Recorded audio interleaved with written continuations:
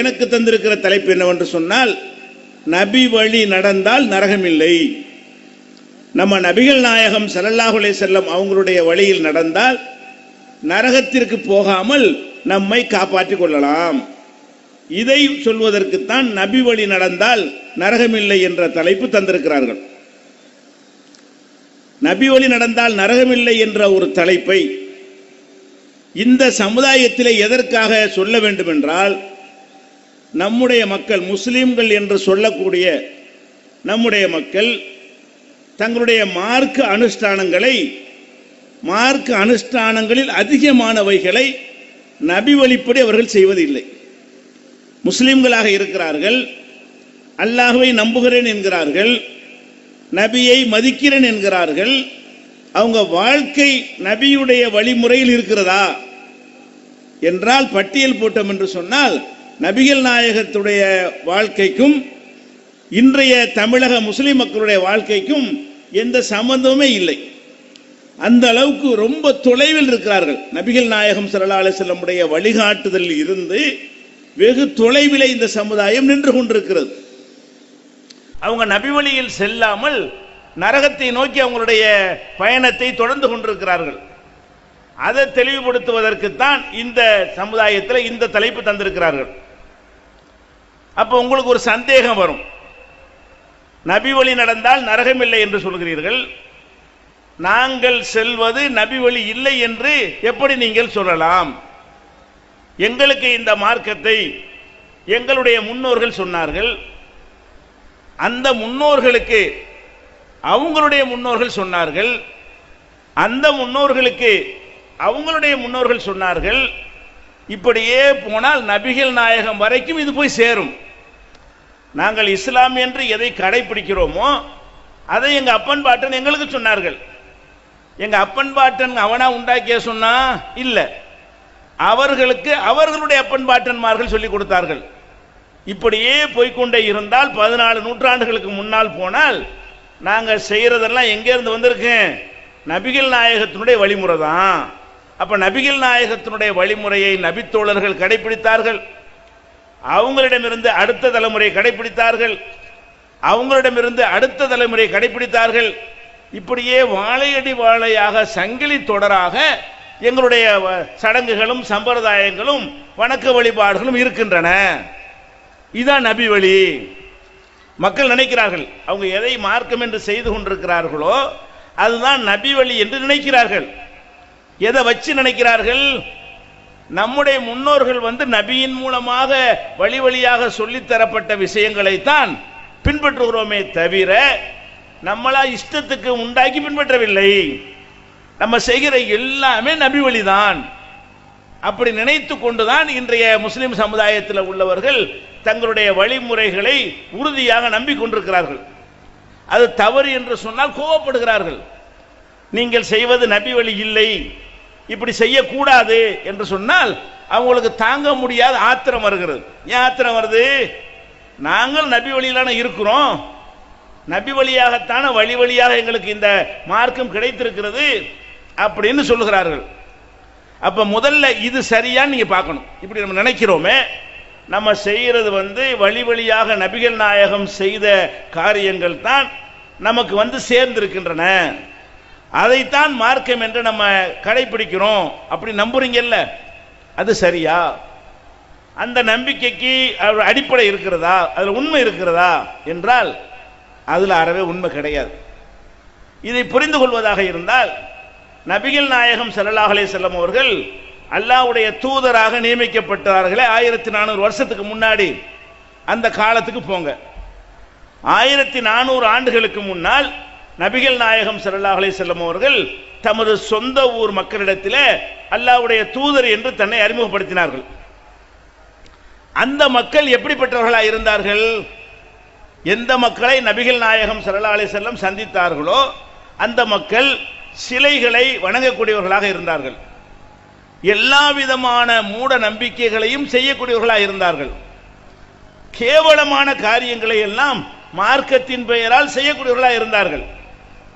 ஓரிரண்டு நல்ல விஷயங்கள் அவர்களிடத்தில் இருந்தாலும் மார்க்கம் என்ற பெயரால், மதம் என்கிற பெயரால், ஆன்மீகம் என்கிற பெயரால் அவர்கள் செய்து வந்த காரியங்கள்ல அநேகமானவை அருவருக்கத்தக்கதாக, கண்டிக்கத்தக்கதாக, மூட நம்பிக்கைகளின் தொகுப்பாக இருந்தது. இதைத்தான் நபிகள் நாயகம் கண்டித்தார்கள். இப்ப அந்த மக்காவில் உள்ள காபிர் இருந்தாங்கல்ல, அவங்க செஞ்ச ஒவ்வொரு காரியத்தை பற்றியும் ஏன்டா இப்படி செய்றீங்க, இது எப்படிடா, இது இஸ்லாம் அல்லாஹ்வுடைய பேர்ல செய்றீங்க, இது எப்படிடா ஆன்மீகம்ங்கிற பேர்ல செய்றீங்க என்று கேட்டால் அவங்க என்ன சொன்னாங்க, இது நாங்களாவா கண்டுபிடிச்சோம், எங்களுக்கு எங்க அப்பா மாட்டேன்னு சொன்னா, அவங்களுக்கு அவங்க அப்பா மாட்டேன்னு சொன்னா, அவங்களுக்கு அவங்க அப்பா மாட்டேன்னு சொன்னா, இப்படியே இப்ராஹிம் நபி வரைக்கும் போகும்ல அப்படின்ட்டாங்க. ஏன்னா மக்காவில் இருந்த ஆட்கள்லாம் இப்ராஹிம் நபியுடைய வாரிசுகள். மக்காவில் நபிகள் நாயகம் ஸல்லல்லாஹு அலைஹி வஸல்லம் காலத்தில் இருந்தார்களே, அந்த மக்கள் அதிகமானவர்கள் இப்ராஹிம் நபியுடைய மகன் இஸ்மாயில் அவங்களுடைய வழியாக வந்த சந்ததிகள் தான். அப்ப இப்ராஹிம் நபியுடைய வழித்தோன்றலாக அவர்கள் இருந்தார்கள். சில பேர் இப்ராஹிம் நபியுடைய உம்மத்துடைய வழித்தோன்றலாக இருந்தார்கள். அப்ப இப்ராஹிம் நபி அவர்கள் எந்த மார்க்கத்தை சொன்னார்களோ அதை இப்ராஹிம் நபி தன்னுடைய அடுத்த தலைமுறைக்கு அதை பிரச்சாரம் செய்தார்கள். அந்த தலைமுறை அடுத்த தலைமுறைக்கு சொன்னது. இப்படியே வழி வழியாக வந்து நாங்க செய்கிற விஷயம் இப்ராஹிம் நபியுடைய விஷயம்தான், நீ புதுசா கண்டிக்கிறியா? நபிகள் நாயகத்தில் என்ன கேட்டாங்க, நாங்கள் செய்கிற இன்னா வஜதுனா ஆபானா, எங்களுடைய முன்னோர்கள் இப்படி நடக்கத்தான் நாங்கள் கண்டோம். இன்னா அல ஆசாரிஹிம் லமுக்ததூன், நாங்க அவங்க வழியைத்தான் அப்படியே பின்பற்றி நடப்போம். இதை நீ கேட்கிறியா என்று அந்த மக்கள் சொன்னார்கள். இப்ப நம்ம சிந்திக்க வேண்டிய விஷயம் என்ன தெரியுமா, இப்ராஹிம் நபி அவர்கள் என்ன மார்க்கத்தை உலகத்துக்கு சொன்னார்கள்? இப்ராஹிம் நபிய அல்லாஹ் தூதர் நியமித்தான்ல, அல்லாஹ்வுடைய படைப்புகள்லயே இப்ராஹிம் நபிக்கு கொடுத்த ஒரு தரஜாவை யாருக்கும் கொடுக்கல, நபிகள் நாயகத்துக்கும் கொடுக்கவில்லை. எந்த அந்தஸ்து கொடுத்தான்? இப்ராஹிம் நபியை இத்தகதல்லாஹு இப்ராஹிம ஹலீலா, குர்ஆன்ல இருக்கிறது. இப்ராஹிமை அல்லாஹ் தன்னுடைய தோழராக ஆக்கி கொண்டான். மனுஷன் அல்லாஹ் தோழராக முடியுமா? முடியவே முடியாது. இவரை மட்டும் அல்லாஹ் ஆக்கிக்கிட்டான். இத்தகதல்லாஹு இப்ராஹிம ஹலீலா, இப்ராஹிமை அல்லாஹ் ஹலீலாக, ஹலீல்னா ஃப்ரெண்டு, நண்பனாக ஆக்கி கொண்டான். அப்ப இப்ராஹிம் நபிக்கு அல்லாஹ் கொடுத்த பட்டம் என்ன? நண்பன், தோழன். அப்ப அல்லாஹ்வுடைய நெருங்கிய தோழன் என்கிற ஒரு பட்டத்தை இப்ராஹிம் நபிக்கு அல்லாஹ் கொடுத்தான். அந்த இப்ராஹிம் நபி அவர்களுக்கு எந்த அளவுக்கு அருள் செஞ்சிருக்கிறான்னு கேட்டா, நம்ம தொழுகிறோம்ல, தொழுகையில் அத்தஹியாத் ஓதுறோம்ல, அதுல ஒரு துவா செய்கிறோம். அத்தஹியாத்துல ஒரு துவா செய்கிறோம். என்ன செய்கிறோம்? அல்லாஹும்ம ஸல்லி அலா முஹம்மதின் வ அலா ஆலி முஹம்மதின் கமா ஸல்லைத அலா இப்ராஹிம். இறைவா, இப்ராஹிம் நபிக்கு அருள் புரிந்தது போல எங்க நபி முகமதுக்கு அருள் புரிவாயான்னு கேட்கிறோம். ரசூலுல்லாஹ்வுக்கு துஆ செய்யும் போது கூட யாரை வச்சு கேட்கிறோம்? இறைவா, இப்ராஹிம் நபிக்கு எப்படி அருள் புரிந்தாயோ அந்த மாதிரி முகமது நபிக்கு அருள் புரிவாயாக. அப்ப முகமது நபியை விட அருள் யாருக்கு அதிகம்? இப்ராஹிம் நபிக்கு அதிகம். அப்ப இப்ராஹிம் நபிக்கு செஞ்ச மாதிரி எங்க நபிக்கும் செய்வாயாக என்று ஒவ்வொரு தொழுகையிலும் நம்ம துஆ செய்கிறோம் என்று சொன்னால், அவர் அல்லாஹ் எந்த இடத்தில் வைத்திருக்கிறான்? அவ்வளவு உயர்வான இடத்தில் வைத்திருக்கிறான். மறுமை நாளையில அல்லாஹ் நம்மளை எல்லாம் எழுப்புவான். எழுப்பும் போது எல்லாம் நிர்வாணமாகத்தான் எழுப்பப்படுவோம். இப்ப ஆடை அணிந்திருக்கிறோம் இல்லையா, அந்த மாதிரி ஆடையெல்லாம் அல்லாஹ் தரமாட்டான். எழுப்பப்படக்கூடிய நேரத்தில் ஆணாக இருந்தாலும் பெண்ணாக இருந்தாலும் அத்தனை பேரும் நிர்வாணமாக எழுப்பப்படுவார்கள். ஏன்? நம்ம பிறக்கும் போது நிர்வாணமாகத்தான் பிறக்கிறோம். இதெல்லாம் பின்னாடி சேர்ந்து கொண்டது. இந்த ஆடைகள் எல்லாம் பின்னாடி நம்மளா சேர்த்து கொண்ட விஷயங்கள். அதனால எந்த மாதிரி நீ பிறந்தாயோ படைக்கப்பட்டாயோ அந்த மாதிரி எழுப்புகிறேன் என்று அல்லாஹ் நிர்வாணமா எழுப்புறான். அப்ப கூட ஆயிஷா இதை கேட்கிறாங்க ரசூலுல்லாஹ்ட்ட, அல்லாஹ்வுடைய தூதர் நிர்வாணமா இருந்தா எப்படி? ஆண்கள் பெண்கள்லாம் கூட்டமா இருக்கும்போது நிர்வாணமா இருக்க இயலுமா? இது எப்படி நாங்க தாங்கிக் கொள்ள முடியும்னு கேட்கிறாங்க. அதுக்கு ரசூல் ஸல்லல்லாஹு அலைஹி வஸல்லம் என்ன பதில் சொன்னாங்க தெரியுமா? அதையெல்லாம் நினைச்சு பார்க்குற அளவுக்கு அந்த நிலைமை இருக்கு. அந்த கொடுமையும் அந்த வெப்பமும் அந்த கொடூரமும் அதை பார்க்கும்போது பக்கத்தில் எவன் நிற்கிறான்னு தெரியாது, அவன் ட்ரெஸ் போட்டிருக்கானான்னு தெரியாது, நிர்வாணமா இருக்கான் நிர்வாணமா இல்லாம இருக்கான்னு தெரியாது. என்ன ஆகுமோ என்ன ஆகுமோ. ஒரு சிங்கம் உங்களை விரட்டிட்டு வருது, ஓடுறீங்க, சட்டை கிழிஞ்சிருச்சு ஓடுறீங்க, அப்ப கையிலே ஊத்துருச்சு ஓடிக்கிட்டு இருக்கிறீங்க, ஜட்டிங் ஓடிக்கிட்டே இருக்கிறீங்க, எதுவும் தெரியாது. ஏன்? சிங்கத்தை தப்பிக்கணும். சிங்கத்திலேருந்து தப்பிச்சு போற வரைக்கும் நிர்வாணமா ஓடுனா கூட நாம இப்ப நிர்வாணமா இருக்கிறோம் என்ன நினைப்பனா? அதான் முக்கியம். உயிரை காப்பாத்துறது முக்கியம். கடைசியா சிங்கத்தை தப்பிச்சிட்டோம் அப்படின்னு போய் ஆசுவாசப்படுத்தி உட்காரும் போதுதான் என்னடா சட்டையை காணா, என்னடா கையிலே காணா, அப்பதான் அவனுக்கு ஆபத்துக்கு வரும். ரசூல் ஸல்லல்லாஹு அலைஹி வஸல்லம் சொல்றாங்க, இதை விட மோசமாக அந்த மறுமையுடைய நிலைமை இருக்கும் பொழுது இதையா ஒருத்தன் பார்த்துக்கிட்டு இருப்பான் நிர்வாணத்தை அப்படிங்கிறாங்க. அப்ப நிர்வாணமாக எழுப்பப்பட்ட உடனே எல்லாருக்கும் ட்ரெஸ் எல்லாம் கொடுப்பாங்க. கொஞ்சம் எழுப்பும் போது மட்டும்தான் நிர்வாணம், கடைசி வரைக்கும் அப்படி இருக்க மாட்டாங்க. நிர்வாணமாக எழுப்பி அல்லாஹ் ஆடை தருவான். அதுல முத யாருக்கு தருவான் தெரியுமா? இப்ராஹிம் நபிக்கு. நபிகள் நாயகம் ஸல்லல்லாஹு அலைஹி வஸல்லம் சொல்றாங்க, அவ்வளவு யுக்ஸா இப்ராஹிம் அலைஹிஸ்ஸலாத்து வஸலாம். முதல்ல ட்ரெஸ் அல்லாஹ் கொடுத்திருந்தா இப்ராஹிம் கூடிய அம்புட்டு மக்களும் இருப்பாங்க. ஆதம்ல இருந்து ரசூலுல்லாஹ் வரைக்கும் நம்ம வரைக்கும் அங்க நிற்போம். வா இப்ராஹிம், அல்லாஹ் அவ்வளவு மக்கள் மத்தியிலும் இப்ராஹிமை கூப்பிட்டு இந்த ஆடை உனக்கு தான் ஃபர்ஸ்ட். அப்ப முதலாக ஆடை அணிவித்து அவரை அல்லாஹ் கௌரவப்படுத்துகிறான் என்றால் அவர் எப்படிப்பட்ட அந்தஸ்தை அல்லாஹ் கொடுத்திருக்கிறான்? அந்த இப்ராஹிம் நபி அவர்களால் தான் இப்ப நம்ம ஹஜ்ஜுக்கெல்லாம் போறோம், காபத்துல்லா அது கட்டப்பட்டது. அதுக்கு முன்னாடி ஆதம் அலைஹிஸ்ஸலாம் கட்டிட்டாங்க. அப்புறம் இடிஞ்சி சிதிலமாய் போய் அப்படி ஒரு அடையாளமே தெரியாம ஆன பிறகு இப்ராஹிம் நபிக்கு என்ன செஞ்சான்? அல்லாஹ் இந்த இடத்தில் தான் முதல் ஆலயம் இருந்தது, அது சிதிலம் அடைந்து விட்டது, அதை நீயும் உன் மகனும் சேர்ந்து எழுப்பு அப்படின்னு அல்லாஹ் உத்தரவிட்டான். அந்த இடத்தை அல்லாஹ் காட்டி கொடுத்த உடனே ஆதம் அலைஹிஸ்ஸலாம் கட்டினாங்கல்ல அந்த காபா ஆலயம், அதை காட்டி கொடுத்த உடனே அந்த இடத்தில் இது யர்ஃபவு இப்ராஹிமுல் கவாயித மினல் பைத் வ இஸ்மாயில், இப்ராஹிம் அவர்களும் இஸ்மாயில் அவர்களும் சேர்ந்து அந்த காபத்துல்லா என்ற ஆலயத்தை எழுப்பினார்கள். எழுப்பும்போது என்ன செஞ்சாங்க? இறைவா ரப்பனா தகப்பல் மின்னா, இறைவா எங்களுடைய இந்த பணியை நீ ஒப்புக்கொள்வாயாக, உனக்காக இந்த ஆலயத்தை எழுப்பி இருக்கிறோம். யாருக்கு எழுப்பி இருக்கிறோம்? தொழக்கூடியவர்களுக்கும் தவாப் செய்யக்கூடியவர்களுக்கும் ஒரு இறைவனை வணங்குவதற்காகவும் எழுப்பி இருக்கிறோம் என்று அவர் துஆ செய்கிறார். அப்ப காபத்துல்லா கட்டப்பட்டது எதுக்கு? ஒரு இறைவனை வணங்குவதற்கு. யாரால் கட்டப்பட்டது? அல்லாஹ்வுடைய அடியார்களில் அல்லாஹ்வுக்கு ரொம்ப நெருக்கமான முதலிடத்தில் இருக்கிறாரே அந்த இப்ராஹிம் நபியாலும் அவருடைய மகன் இஸ்மாயில் நபியாலும் கட்டப்பட்டது, ஒரு அல்லாஹ்வை வணங்குவதற்காக. அப்ப இப்ராஹிம் நபி அவர்கள் அல்லாஹ்வை வணங்குவதற்காக கட்டின அந்த காபத்துல்லாவில நபிகள் நாயகம் காலத்தில் 360 சிலை வந்துருச்சு. நபிகள் கட்டினது இப்ராஹிம் நபி, அல்லாஹ்வுடைய உத்தரவுப்படி கட்டப்படுது. அந்த இடத்தை காட்டினது அல்லாஹ் தான் காட்டுறான், அந்த இடத்துல கட்டுன்னு சொல்லி அல்லாஹ்வுடைய நேரடி கண்காணிப்புல நேரடி உத்தரவுல அந்த காபா ஆலயத்தை இப்ராஹிம் நபி கட்டி இருக்கும் பொழுது, ஒரு அல்லாஹ்வை வணங்குவதற்காக அது கட்டி இருக்கும் பொழுது அந்த காபாவுல இப்ப என்ன இருந்துச்சு? நபிகள் நாயகம் நபியாகும் போது இப்ராஹிம் நபி காலத்துக்கு பிறகு நபிகள் நாயகம் அந்த சமுதாயத்துக்கு நபியாகுறாங்களே, அப்ப என்ன இருந்தது? அல்லாஹ்வை வணங்கினார்கள். அதோட என்ன இருந்தது என்று சொன்னால் 360 சிலை வச்சுட்டாங்க. ஒரு நாளைக்கு ஒரு சிலையை வணங்குறது. அல்லாஹ் படைத்தவனை வணங்குவதற்கு பதிலாக அவனா உருவாக்கி கொண்ட சிலையை, கல் அவன் தானே உண்டாக்குறான், கல் இவனை உண்டாக்கவே இல்லை, கடவுளை அவனே உண்டாக்கி கொண்டு வணங்குறான்ல. அந்த மாதிரியான ஒரு காரியத்தை அன்றைக்கு அரபுலக மக்கள் செய்தார்கள். அவங்க எதன் அடிப்படையில் செய்தார்கள்? ஏன்டா அப்படி செய்றீங்கன்னு கேட்டா, அல்லாஹ் அமரனா பிஹா, அல்லாஹ் தான் சொன்னான். ஏன்டா சிலையை வணங்குறீங்க? அல்லாஹ் தான் சொன்னான்.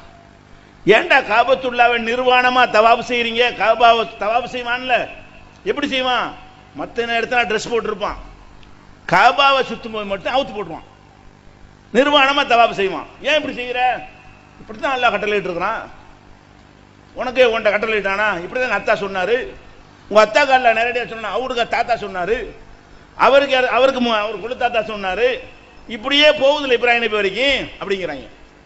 அப்ப மக்காவில் இருந்த காபிர்கள் அவன் செய்த அசிங்கமான செயல்களையும் அவன் செய்த ஷிர்கான அல்லாஹ்வுக்கு இணை கற்பிக்கிற காரியங்களையும் எதன் பெயரில் நியாயப்படுத்தினான்? முன்னோர்கள் முன்னோர்கள் முன்னோர்கள் முன்னோர்கள் முன்னோர்கள் முன்னோர்கள் என்று இப்ராஹிம் நபி வரைக்கும் கொண்டு போய் சேர்த்துட்டான். இப்ராஹிம் நபி வழியாகத்தான் இது எங்களுக்கு கிடைத்தது. அப்ப நம்ம என்ன சிந்திக்கிறோம்? அந்த மக்கள் இப்ராஹிம் நபியுடைய சந்ததி தான், சந்தேகம் இல்லை. அந்த காபா இப்ராஹிம் நபி கட்டியதுதான், சந்தேகம் இல்லை. ஒரு இறைவனை வணங்குவதற்காக மட்டும்தான் அது கட்டப்பட்டது, சந்தேகம் இல்லை. ஷிர்கை ஒழிப்பதற்காகத்தான் அந்த காபா ஆலயம் நிர்மாணம் செய்யப்பட்டது, சந்தேகம் இல்லை. அந்த கொள்கை ஏன் நபிகள் நாயகம் காலம் வரைக்கும் வரல? அவன் பிள்ளைக்கு சொல்லியிருப்பான், இப்ராஹிம் நபி அவங்க பிள்ளைக்கு சொல்லியிருப்பாங்க, அவங்க பிள்ளை இஸ்மாயில் அவங்க பிள்ளைக்கு சொல்லியிருப்பாங்க, அவங்க அவங்களுடைய பிள்ளைக்கு சொல்லியிருப்பாங்க. இப்படியே தொடர்ச்சியாக மார்க்கம் சேருமாக இருந்தால் ரசூலுல்லாஹ் காலத்திலே அந்த ஒரு இறைவனை வணங்கியிருக்கணும். அப்படி வழி வழியாக சரியான முறையில் மார்க்கம் சேர்ந்துரும் என்பது உண்மையாக இருந்தால் இப்ராஹிம் நபி என்ன நோக்கத்துக்கு அந்த நோக்கம் நபிகள் நாயகம் காலம் வரைக்கும் இருக்கணுமா இல்லையா? இருக்கல. அப்ப என்ன விளங்குது? ஆரம்பத்தில் அப்படி இருப்பாங்க, ஒரு 50 வருஷத்துல ஒரு 2% குறைஞ்சு போயிடும், இன்னொரு 50 வருஷம் ஆகும்போது இன்னொரு 3% கழிச்சு போடுவாங்க, இன்னொரு 50 வருஷம் ஆகும்போது ஒரு 10% சேர்ப்பாங்க, அப்புறம் ஒரு 10 சேர்ப்பாங்க, அப்புறம் ஒரு 10 சேர்ப்பாங்க. கடைசியா இப்ராஹிம் நபி கொண்டு வந்த மார்க்கம் தேடி பார்க்குற அளவுக்கு அரிசியில கல்ல கலக்குறாங்க இல்ல, ஒரு மூட்டை அரிசி இருக்கிறது, 100 கிராம் கல்ல கலப்பான், தெரியாது. அப்புறம் 200 கலப்பான், அப்புறம் அரிசி மூட்டை எடைக்கு கலந்துருவான், 25 கிலோ 25 கிலோ கல்ல கலப்பான். அதுக்கப்புறம் அதை விட ஜாஸ்தியா கலந்துருவான்.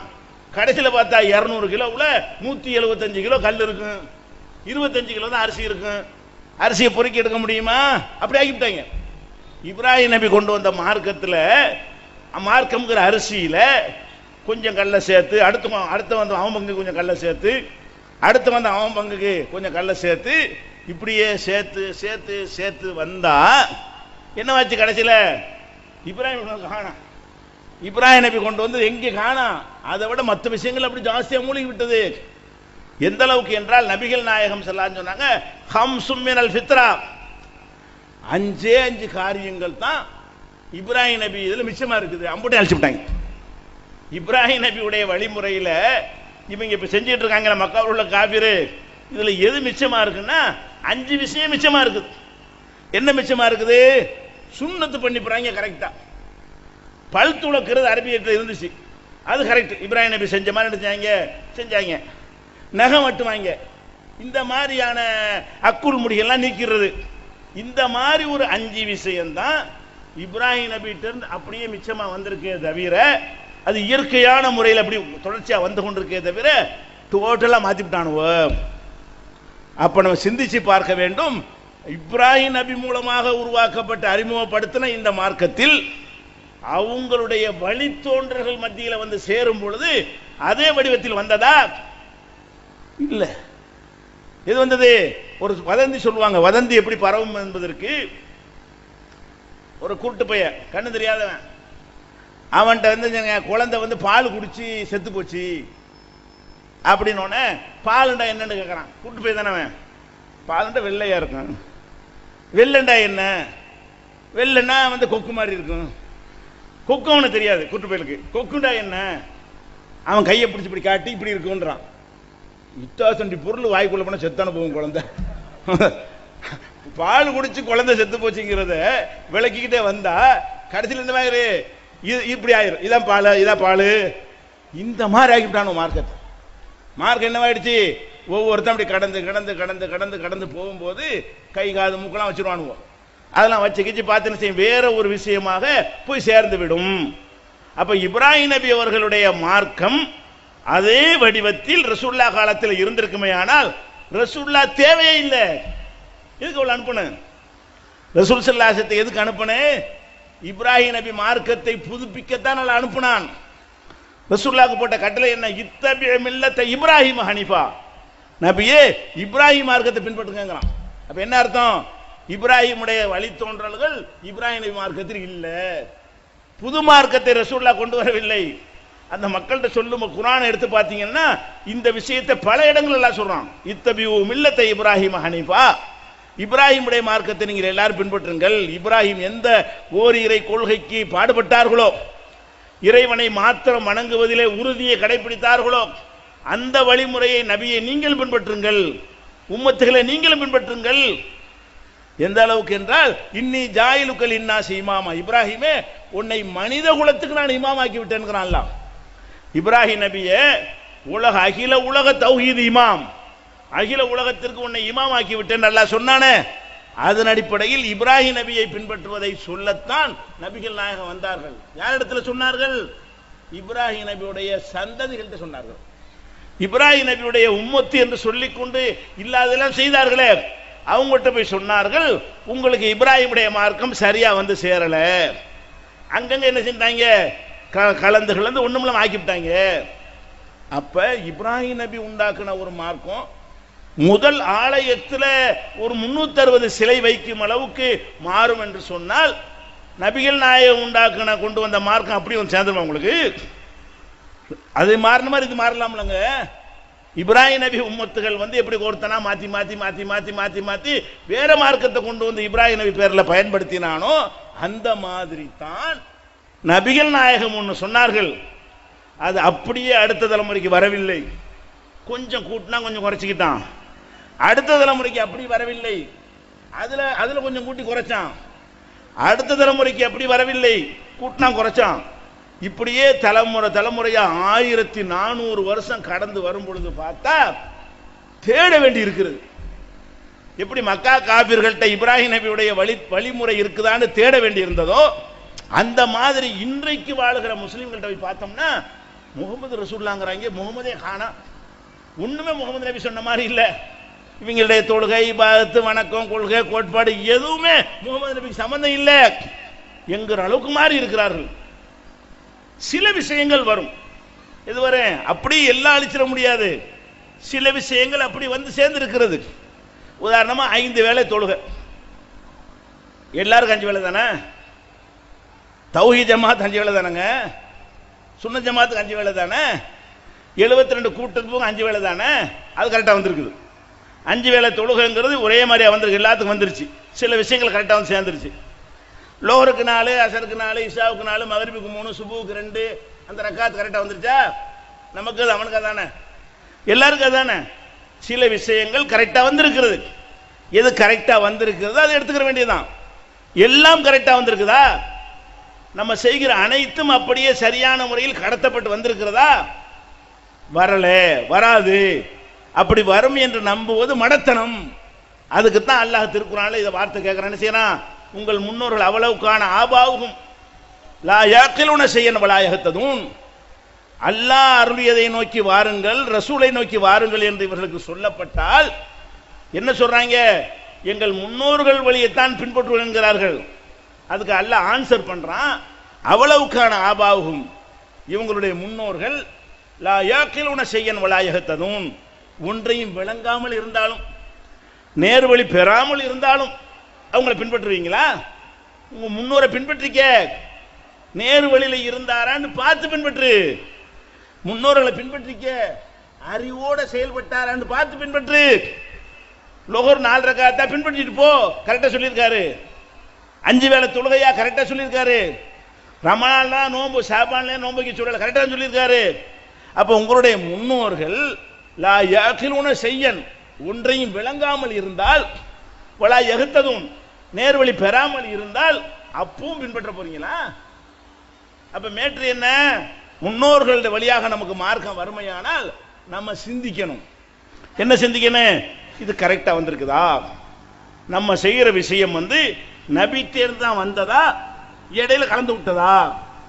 நபி சொல்லிதான் கரெக்டா வந்து சேர்ந்திருக்கிறதா, இடையில நம்ம இஷ்டத்துக்கு இருந்தா கலந்து விட்டாங்களா என்று பரிசீலிக்கணும். விளங்குதா இல்லையா? ரசூலுல்லாஹ்வுடைய மார்க்கம் நம்ம சொல்லிக் கொண்டாலும் அது சரியா வந்திருக்கான்னு பரிசீலிக்கணுமா இல்லையா? நபிகள் நாயகத்துக்கு முன்னாடி எல்லாம் பல நபிமார்கள் அனுப்பப்பட்டாங்கல்ல.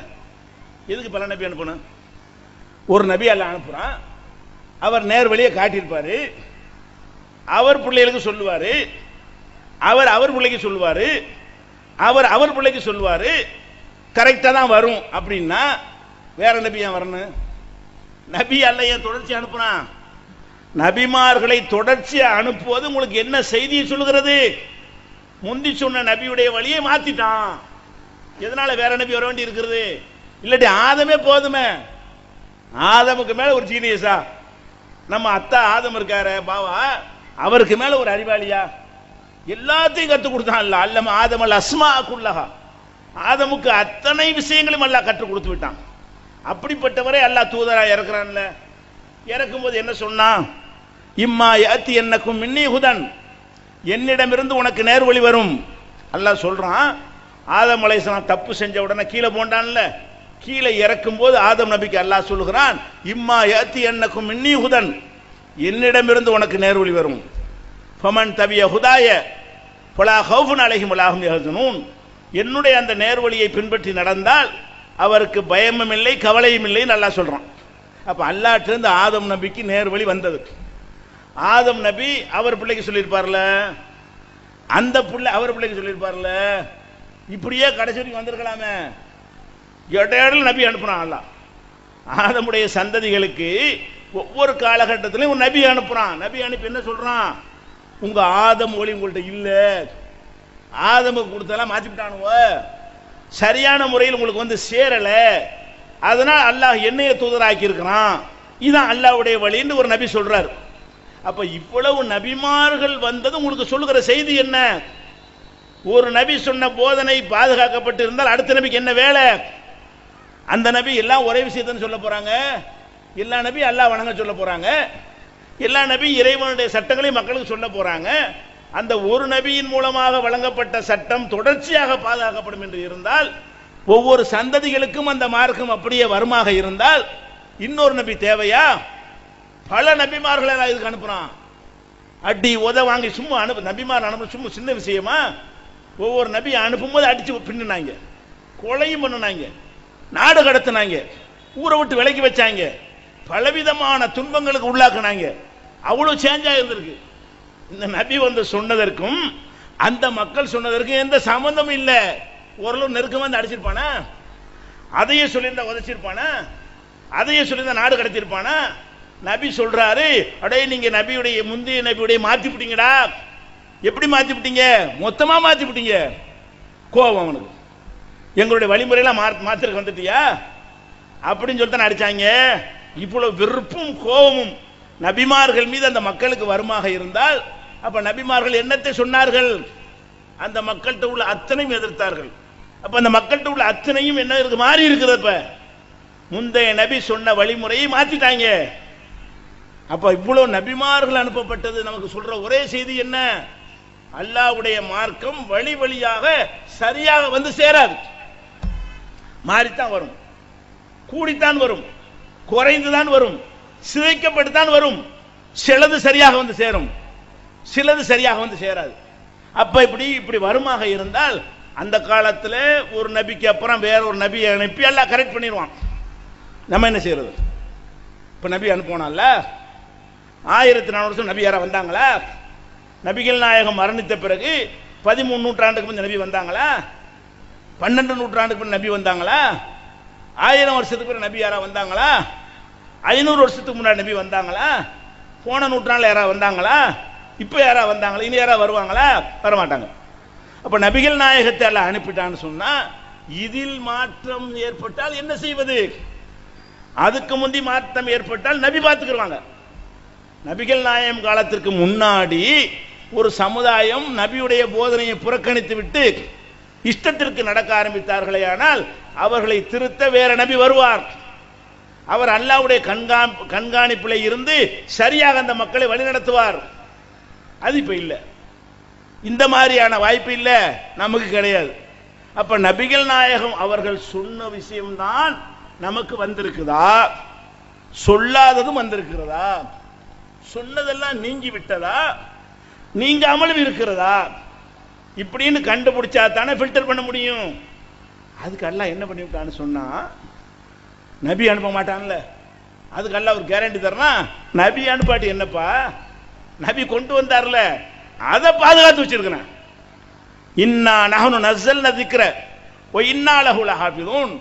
இந்த போதனையை குர்ஆனை நாமே இறக்கினோம், நாமே பாதுகாப்போம். நபி இருக்கு தேவையில்லை. நபி இல்லாவிட்டாலும் குர்ஆன் அப்படி வந்திருக்கா இல்லையா? இப்ப நமக்கு எது குர்ஆன்? ஒரு குர்ஆனை காட்டுறோம். சுன்னத் ஜமாத்துக்கு எது குர்ஆன்? அதான்.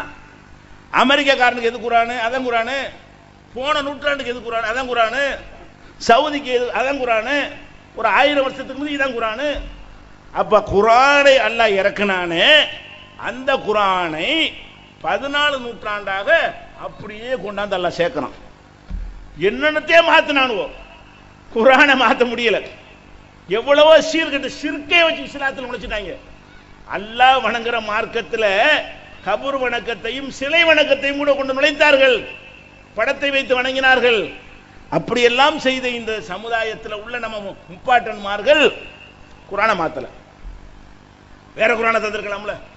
அல்லாஹ் அவன் பாதுகாத்தன்னு சொன்னதுனால அதுல கை வைக்க முடியாம ஆகிவிட்டான். அப்ப நபிகள் நாயகம் ஸல்லல்லாஹு அலைஹி வஸல்லத்துக்கு எந்த குர்ஆனை அல்லாஹ் அருளினானோ அந்த குர்ஆனை இன்றைக்கு அப்படியே நமக்கு இருக்கிறது. இப்ப நம்ம கையில வச்சுக்கிறோமே, இதே மாதிரி தான் இந்த எழுத்து மாதிரி இருக்கிறது. ரசூலுல்லாஹ் காலத்தில் இருந்த எழுத்து வேற, இப்போ உள்ள எழுத்து வேற. ஓசை மாறவில்லை. அவர்கள் எழுத்தை வைத்து அல்ஹம்துலில்லாஹி ரப்பில் ஆலமீன் படிப்பாங்களா? நீங்க உங்க எழுத்தை வச்சு அல்ஹம்துலில்லாஹி ரப்பில் ஆலமீன் படிப்பீங்க. ரெண்டு எழுத்து வேற வேறையா இருக்கும். அவங்க எழுத்துடைய எழுத்துக்கள் பல மாற்றங்கள் அடைஞ்சதுன்னா நமக்கு வாசிக்க முடியாம போய்விடும். பழங்காலத்தில் உங்களுக்கு வாசிக்க முடியுமா?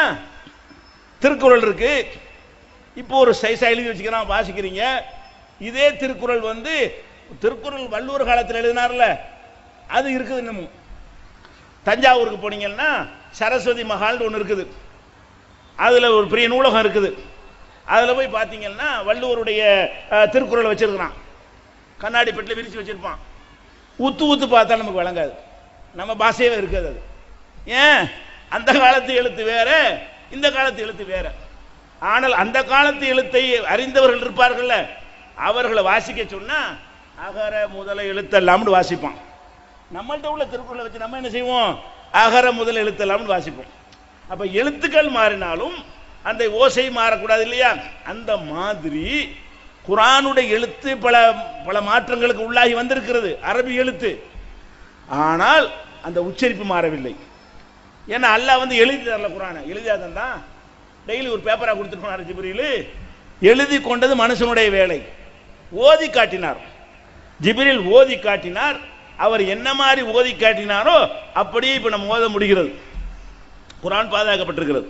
அப்ப நமக்கு என்ன வழி இருக்குன்னா, நபிமார்கள் வராவிட்டாலும், இனிமேல் எந்த நபியும் வராவிட்டாலும், இப்ப நம்ம மக்கள் செய்யறது சரியா என்று பார்ப்பதற்கு குர்ஆனை எடு, வாசி, இவனையும் பாரு, ரெண்டை கம்பேர் பண்ணி பாரு, சரியாண்டு கண்டுபிடிச்சிடலாமே.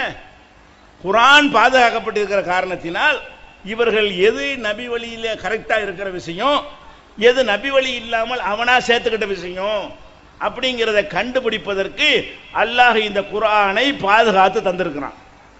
குர்ஆனை மட்டும் பாதுகாக்கவில்லை, நபிகள் நாயகத்தினுடைய விளக்கம் இருக்குதுல்ல, குர்ஆனுக்கு விளக்கமாக வாழ்ந்தார்கள்ல, அதையும் ஓரளவுக்கு எல்லாம் அணிஞ்சிருக்கிறான், பாதுகாத்து வைத்திருக்கிறான்.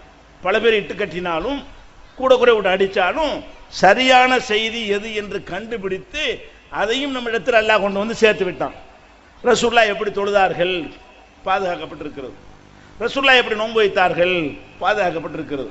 ரசூலுல்லாஹ் என்னென்ன அறிவுரை சொன்னார்கள், பாதுகாக்கப்பட்டு இருக்கிறது. அப்ப குர்ஆனையும் நபிகள் நாயகத்துடைய விளக்கத்தையும் 14 நூற்றாண்டாக அல்லாஹ் பாதுகாத்துக்கிட்டே வர்றான். குர்ஆன்ல அறவே கை வைக்க முடியல, ஹதீஸ்ல அங்கே கை வச்சாங்க. கை வச்சாலும் அதை எது கை வச்சது, எது ரசூலுல்லாஹ் சொன்னதுன்னு பிரித்தறியக்கூடிய அளவுக்கு அல்லாஹ் அதுக்கான ஏற்பாடுகளையும் செய்து பாதுகாத்து வைத்திருக்கிறான். இப்போ என்ன செய்யணும்? நம்ம சிந்திக்கணும். நம்ம அப்பன் சொன்னாண்டு சிலதை செய்கிறோம், நம்ம பாட்டன் சொன்னாண்டு சில காரியத்தை செய்கிறோம்.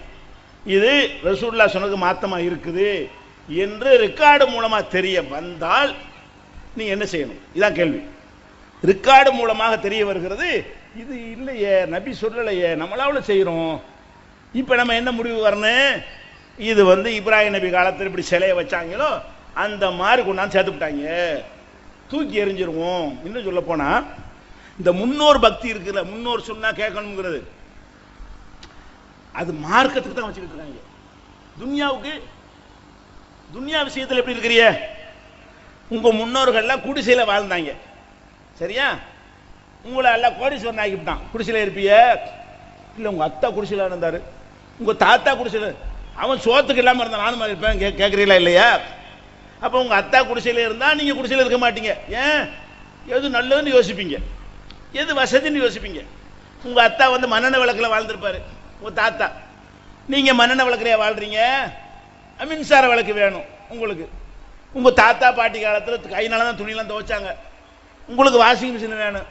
இல்லை, உங்க அத்தா அப்படிதான், உங்க பாட்டி அப்படி தானே செஞ்சாங்க. பாட்டி செஞ்சா கேட்குறீங்களா இல்லையா? உங்க பாட்டி அம்மிக்கெல்லாம் அரைச்சாங்க, இப்போ அரைக்க வேண்டியது தானே. எங்களுக்கு கிரைண்டர் வேணும். அதுல எல்லாம் முன்னர் பின்பற்ற மாட்டாங்களாம். துன்யா விஷயத்தை கவனமா இருக்கிறான். துன்யா விஷயத்துல, உலக விஷயத்தை பொறுத்த வரைக்கும் எங்க அப்பா மாட்டம் சொன்னாலும் சரி கரெக்டானு பார்ப்போம், எங்களுக்கு எது லாபம்னு பார்ப்போம், எங்களுக்கு எது டைம் சேவ்னு பார்ப்போம், எங்களுக்கு எது கஷ்டம் இல்லைன்னு பார்ப்போம். அப்படின்னு சொல்லி எல்லா விஷயத்தையும் மாத்திட்டு வந்துட்டீங்களே. வண்டியில் நடந்தே போனா, அந்த காலத்தில் விழுப்புரம் போறது நடந்தா போவான், காலில் போட்டு அடுத்த நாள் காலையில் போய் சேருவாங்க. இப்ப அப்படியா? எல்லாம் பஸ், கார், விமானம் எல்லாம் வந்துருச்சு. இதெல்லாம் உங்க முன்னோர் செஞ்சதா? அப்ப முன்னோர்கள் வந்து உலக விஷயத்தில் அவங்க என்ன செஞ்சாங்களோ அதையா நீங்க ஃபாலோ பண்றீங்க? இல்ல, சிலதை ஃபாலோ பண்ணுவீங்க, அனைத்தையும் ஃபாலோ பண்றீங்களா? சாம்பார் வைக்கிறது உங்க முன்னோர் வச்சு மாதிரி நீங்க வைப்பீங்க. அதான் ஃபார்முலா அப்படி இருக்குது, கரெக்டா இருந்தா பின்பற்றிட்டு போயிருவீங்க. எல்லாத்தையும் பின்பற்றுவீங்களா? எல்லாத்தையும் பின்பற்ற மாட்டீங்க. பாக்குறீங்க, இது பிரச்சனை இல்லை, இருந்துட்டு போறோம், இது நமக்கு சரி வராது, இது கஷ்டம், இது சிரமம், இது அவங்க 10 நாள் செஞ்ச வேலையை நம்ம ஒரு அரை மணி நேரம் செஞ்சிடலாமா இல்லையா? அந்த காலத்தில் என்ன செய்வாங்கன்னா, ஒரு மூட்டை நெல் அரிசி ஆக்குறதா இருந்தா 10 பொம்பளை சுத்தி நெடுக்குருவாங்க. ஒவ்வொரு தையில ஒரு உலக்கை இருக்கும், அரிசியை கொண்டு நெல்லை கொண்டை உலக்கையில கொட்டி குத்துவாங்க, கை குத்தல். எடுத்து அவங்க குத்துறது, இவங்க அவங்க குத்துறது. இப்படி ஒரு மூட்டை நெல்லுக்கு 10 பேர் உழைச்சா தான் ஒரு மூட்டை நெல்லுக்கு அரை மூட்டை அரிசி கிடைக்கும். ஒரு நாள் ஒரு மூட்டை நெல் அரிசி ஆக்குறதுக்கு 10 பேர் உழைச்சி அரை மூட்டை அரிசி கிடைக்கும். இப்ப அப்படியா? 1000 மூட்டை கொண்டே போட்டாலும் 10 நிமிஷத்துல அரிசியா வந்துடும். 1000 மூட்டை கொண்டே மிஷின்ல கொட்டினாலும் உடனே அரிசி ஆயிடுது. அப்ப அதுல நம்ம என்ன பண்றோம்? அந்த காலத்துல கிடைக்கல, அவனுக்கு இல்ல, நமக்கு நல்ல அறிவை தந்திருக்கிறான், வசதி தந்திருக்கிறான், வாய்ப்பு தந்திருக்கான், பயன்படுத்துறீங்கல்ல. அப்ப துன்யா விஷய, உலக விஷயத்தை பொறுத்த வரைக்கும் முன்னோர்கள் சொல்வதில் கரெக்ஷன் பண்ணுகிறோம், திருத்துகிறோம். ஆனால் அதை திருத்தாமல் போனால் உங்களுக்கு மறுமையில் நஷ்டமா?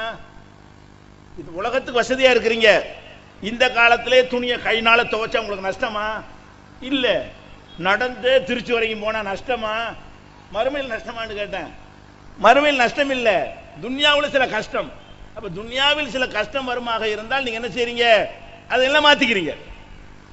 ஆனால் உங்க முன்னோர் சொன்னார் என்று இபாதத்துல, வணக்கத்துல, மார்க்கத்துல, கொள்கையில, கோட்பாட்டுல, சடங்குல, சம்பிரதாயத்துல நீங்க மாறினீர்கள் என்று சொன்னால் அங்க நஷ்டம், மறுமையில் நஷ்டம். அல்லாஹ் என்ன சொல்லி காட்டுறான் குர்ஆன்ல? யௌமு கல்லபு உஜூஹும் பின்னார், சிலருடைய முகங்கள் நரகத்தில் போட்டு புரட்டப்படும். நரகத்துல சில ஆட்களை போட்டு அல்ல புரட்டுவானா. புரட்டும் போது சும்மா புரட்டுவான். நம்ம நாட்டில் மாதிரியா தண்டனை கொடுப்பாங்க?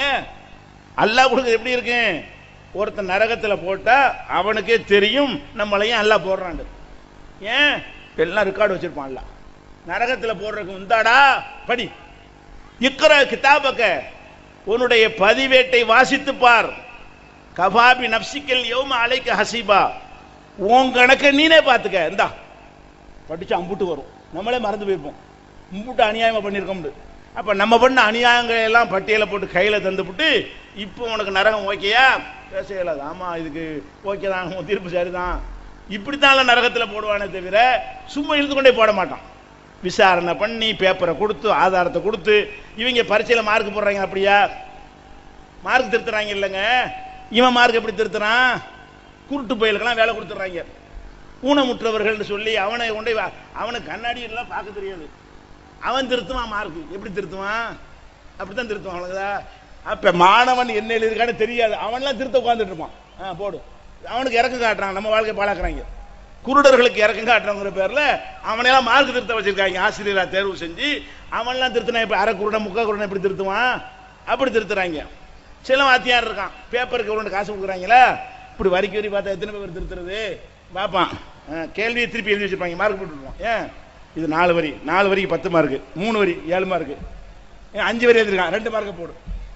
அது அவனை திட்டி எழுதியிருந்தாலும் சரி. அப்ப இதான் நீங்க பரிச்சை இப்படி அல்ல திருத்துவான். இங்கே உள்ள மார்க்கெல்லாம் இஷ்டத்தை விதா செய்வாங்க. இதுல ஃபர்ஸ்ட் மார்க் என்ன? ஃபர்ஸ்ட் மார்க் ஃபர்ஸ்ட் மார்க்னா காணா உலகத்தில். இப்ப ஃபர்ஸ்ட் மார்க் எடுத்தவன்லாம் ஒரு கலெக்டரா விஞ்ஞானிய வர காணாம். நார்மல் மார்க் வாங்கினவங்களாம் எங்கேயும் போயிட்டு இருக்கான். அவ்வளவுதா. அந்த ஒரு நாள் பேப்பர்ல ஸ்வீட் கொடுப்பாங்கல்ல, அது ஒரு நாள் தான் டிவியில் வரும். அவ்வளவு முடிஞ்சு ஃபர்ஸ்ட் மார்க். அப்ப நீங்கள் போடுற மார்க் மாதிரி அல்ல மார்க் போடுவான். அவன் அவ்வளவு அக்யூரேட்டா மார்க் போட்டு இந்த பாரு. அப்ப நரகத்துல போட்டவன நரகத்துல போயிட்டு அவன் சொல்லுவானா, என்ன சொல்லுவான்? யாழைத்தனா அத்தான அல்லாஹ் அத்தான ரசூலா, அல்லாஹ் சொன்னதை கேட்காம போயிட்டோமே, ரசூல் சொன்னதை கேட்காம போயிட்டோமே. இன்னா அத்தானா சாதத்தனாவ குபரானா, எங்களுடைய தலைவர்கள் பெரியார்கள் சொன்னதை கேட்டோமே. அலலுன சபீலா, எங்களை வழி எடுத்து விட்டானுல, எங்க முன்னோர்கள் சொன்னாங்கன்னு கேட்டோமே, அதன்படி வாழ்க்கை அமைத்து கொண்டோமே, எங்களை நரகத்தில் தள்ளிவிட்டாங்களேன்னு அப்ப புலம்புவானா. விளங்குதா உங்களுக்கு? நம்ம அப்பன் சொன்னான் பாட்டன் சொன்னான் ஏதாவது செய்தீர்களே, ஆனால் அது குர்ஆன்ல இல்லை என்று தெரிய வந்தால் அந்த நிமிஷம் தூக்கி எறிய வேண்டும். அது நபி வழிக்கு மாற்றம் என்று தெரிந்தால் தூக்கி கடாச வேண்டும். குர்ஆனிலும் நபியிலும் இல்லாத விஷயங்கள் பிற்காலத்தில் உருவாக்கப்பட்டது என்று தெரிந்தால் அதை தூக்கி வீசி எறிய வேண்டும். அப்படி எரியவில்லை என்று சொன்னால் இதான் கதி. எது கதி? எங்கள் முன்னோர்களை பின்பற்றினோமே, எங்கள் தலைவர்களை பின்பற்றினோமே, எங்களை கொண்டாந்து இப்படி சேர்த்து விட்டாங்களே நரகத்துல. அப்படி மட்டும் சொல்ல மாட்டோமா? ரப்பனா ஆத்திஹும் லேஃபைன் மினல் அதாப், யா அல்லாஹ் இந்த அஜர்த்து மார்க்கு 2 மடங்கு கொடு. நம்மளுக்கு 1 மடங்கு கொடுத்துட்டீல, சரி நான் தான் தப்பு பண்ணி தொலைச்சிட்டேன், எங்களுக்கு எடுத்தான் பாரு. குர்ஆன் படி நடன்னு சொன்னானா, நபிகள் நாயகத்தை பின்பற்று சொன்னானா, அதை சொல்லாம அந்த பெரியார் சொன்னாரு, இந்த மகான் சொன்னாருன்னு சொன்னான்ல. ரப்பனா ஆத்திஹும் லேஃபைன் மினல் அதாப், யா அல்லாஹ் டபுள் மடங்கு கொடு. எனக்கு 1 நரகம்னா அவருக்கு 2 நரகத்தை போடு. 2 கொட்டா வாங்கினார்ல கல்யாணத்துல எல்லாம் சாப்பாடுலாம், எல்லாத்தையும் டபுள் டபுள் கொடுத்தீர்லங்க. மற்றவனுக்குலாம் 1 கொட்டா கொடுத்தா அஜரத்துக்கு எத்தனை? 2 கொடுப்பீல்ல. அங்கே 2 தான். எப்படி 2? நம்ம எல்லாம் கோரிக்கை வைப்போம், அஜரத்து சொல்லலாம் கேட்டோம்ல, யாரெல்லாம் அந்த மாதிரி எனக்கு தப்பான வழியை காட்டிவிட்டாங்க, அதுக்கு இப்போ அனுபவிக்கிறோம், எங்களுக்கு மீள முடியாது, அவருக்கு 2 மடங்கு கொடுத்துரு, மனசு எங்களுக்கு கொஞ்சம் ஆறும். வல்லானுகும் லானன் கபீரா, பெரிய அளவுக்கு லானத்து பண்ணுவீங்களே, பெரிய அளவுக்கு சபித்து விடுவாயாக. இதெல்லாம் குர்ஆன் கதையில் குர்ஆன்ல உள்ளது. அப்ப நரகத்தில் போடப்பட்டவர்கள் என்ன சொல்வார்கள் என்று கேட்டா இந்த மாதிரி புலம்புவார்கள் வருது. அப்ப இதுல என்ன நீங்க தெரியுறீங்க? இதுல அறிந்து கொள்ற விஷயம் என்ன? நம்ம சமுதாயத்தில் மார்க்கம்னு எதையாவது செய்தோமையானால் குர்ஆன்ல இருக்கான்னு பாருங்க, நபி சொன்னாங்களான்னு பாருங்க. இல்லையா எத்தனை வருஷமா இருந்தா தூக்கி எறிங்க. இப்ப ஒண்ணு நம்ம பார்ப்போமே. இப்ப நம்ம சமூகத்தில் தர்கா இருக்கா இல்லையா? நம்ம சமுதாயத்தில் தர்காண்டு ஒன்று இருக்கு. தர்காண்டா என்ன? யாரோ ஒருத்தர் செத்து போயிடுறாரு, அவர் அவுலியான்னு நீங்க நினைச்சுக்கிறீங்க. இறை நேசன், இறை நேசன் உங்களுக்கு கண்டுபிடிக்க இயலாது. ஒரு மனுஷனை இறை நேசன் கண்டுபிடிக்க இயலுமா? இறைவனை ஒருத்தர் நேசிக்கிறாண்டு அந்த மனுஷனுக்கு தான் தெரியும், அல்லாஹ்வுக்கு தான் தெரியும். கல்பு சம்பந்தப்பட்ட விஷயம். இப்போ ஒரு புருஷன் பொண்டாட்டி இருக்கிறாங்க, ஒருத்தர் நேசிக்கிறாங்கன்றல அது நெசம்னு சொல்ல முடியுமா? நடிக்கலாமே. புருஷன் பொண்டாட்டி நடிக்கலாம், பொண்டாட்டி புருஷன் நடிக்கலாமா இல்லையா? அது வெளிப்படையாக நம்புறோம், அவ்வளவுதான்.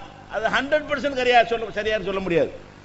அண்ணன் தம்பி இருக்கிறான், ஒன்னும் அப்படி ஒரு தட்டில் சாப்பிடுவாங்க, அப்பன் செத்தவன இவன் சொத்த அவன் சுருட்டிக்குவான், அண்ணன் தம்பி எடுத்துக்கிடுவான், தம்பி சொத்த அண்ணா, எல்லாம் பொய், மெய்யாவும் சிலது இருக்கலாம்.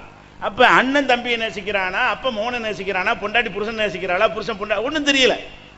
அப்ப அல்லாஹ் நேசி கண்டுபிடிச்சிருந்தீங்க, இவர் அல்லாவுடைய நேசர், அல்லாஹ் உங்களுக்கு சொன்னானா? அல்லாஹ் ஒருத்தர் நேசிக்கிறான், அல்லாஹ் ஒழுங்க சொல்லணும்.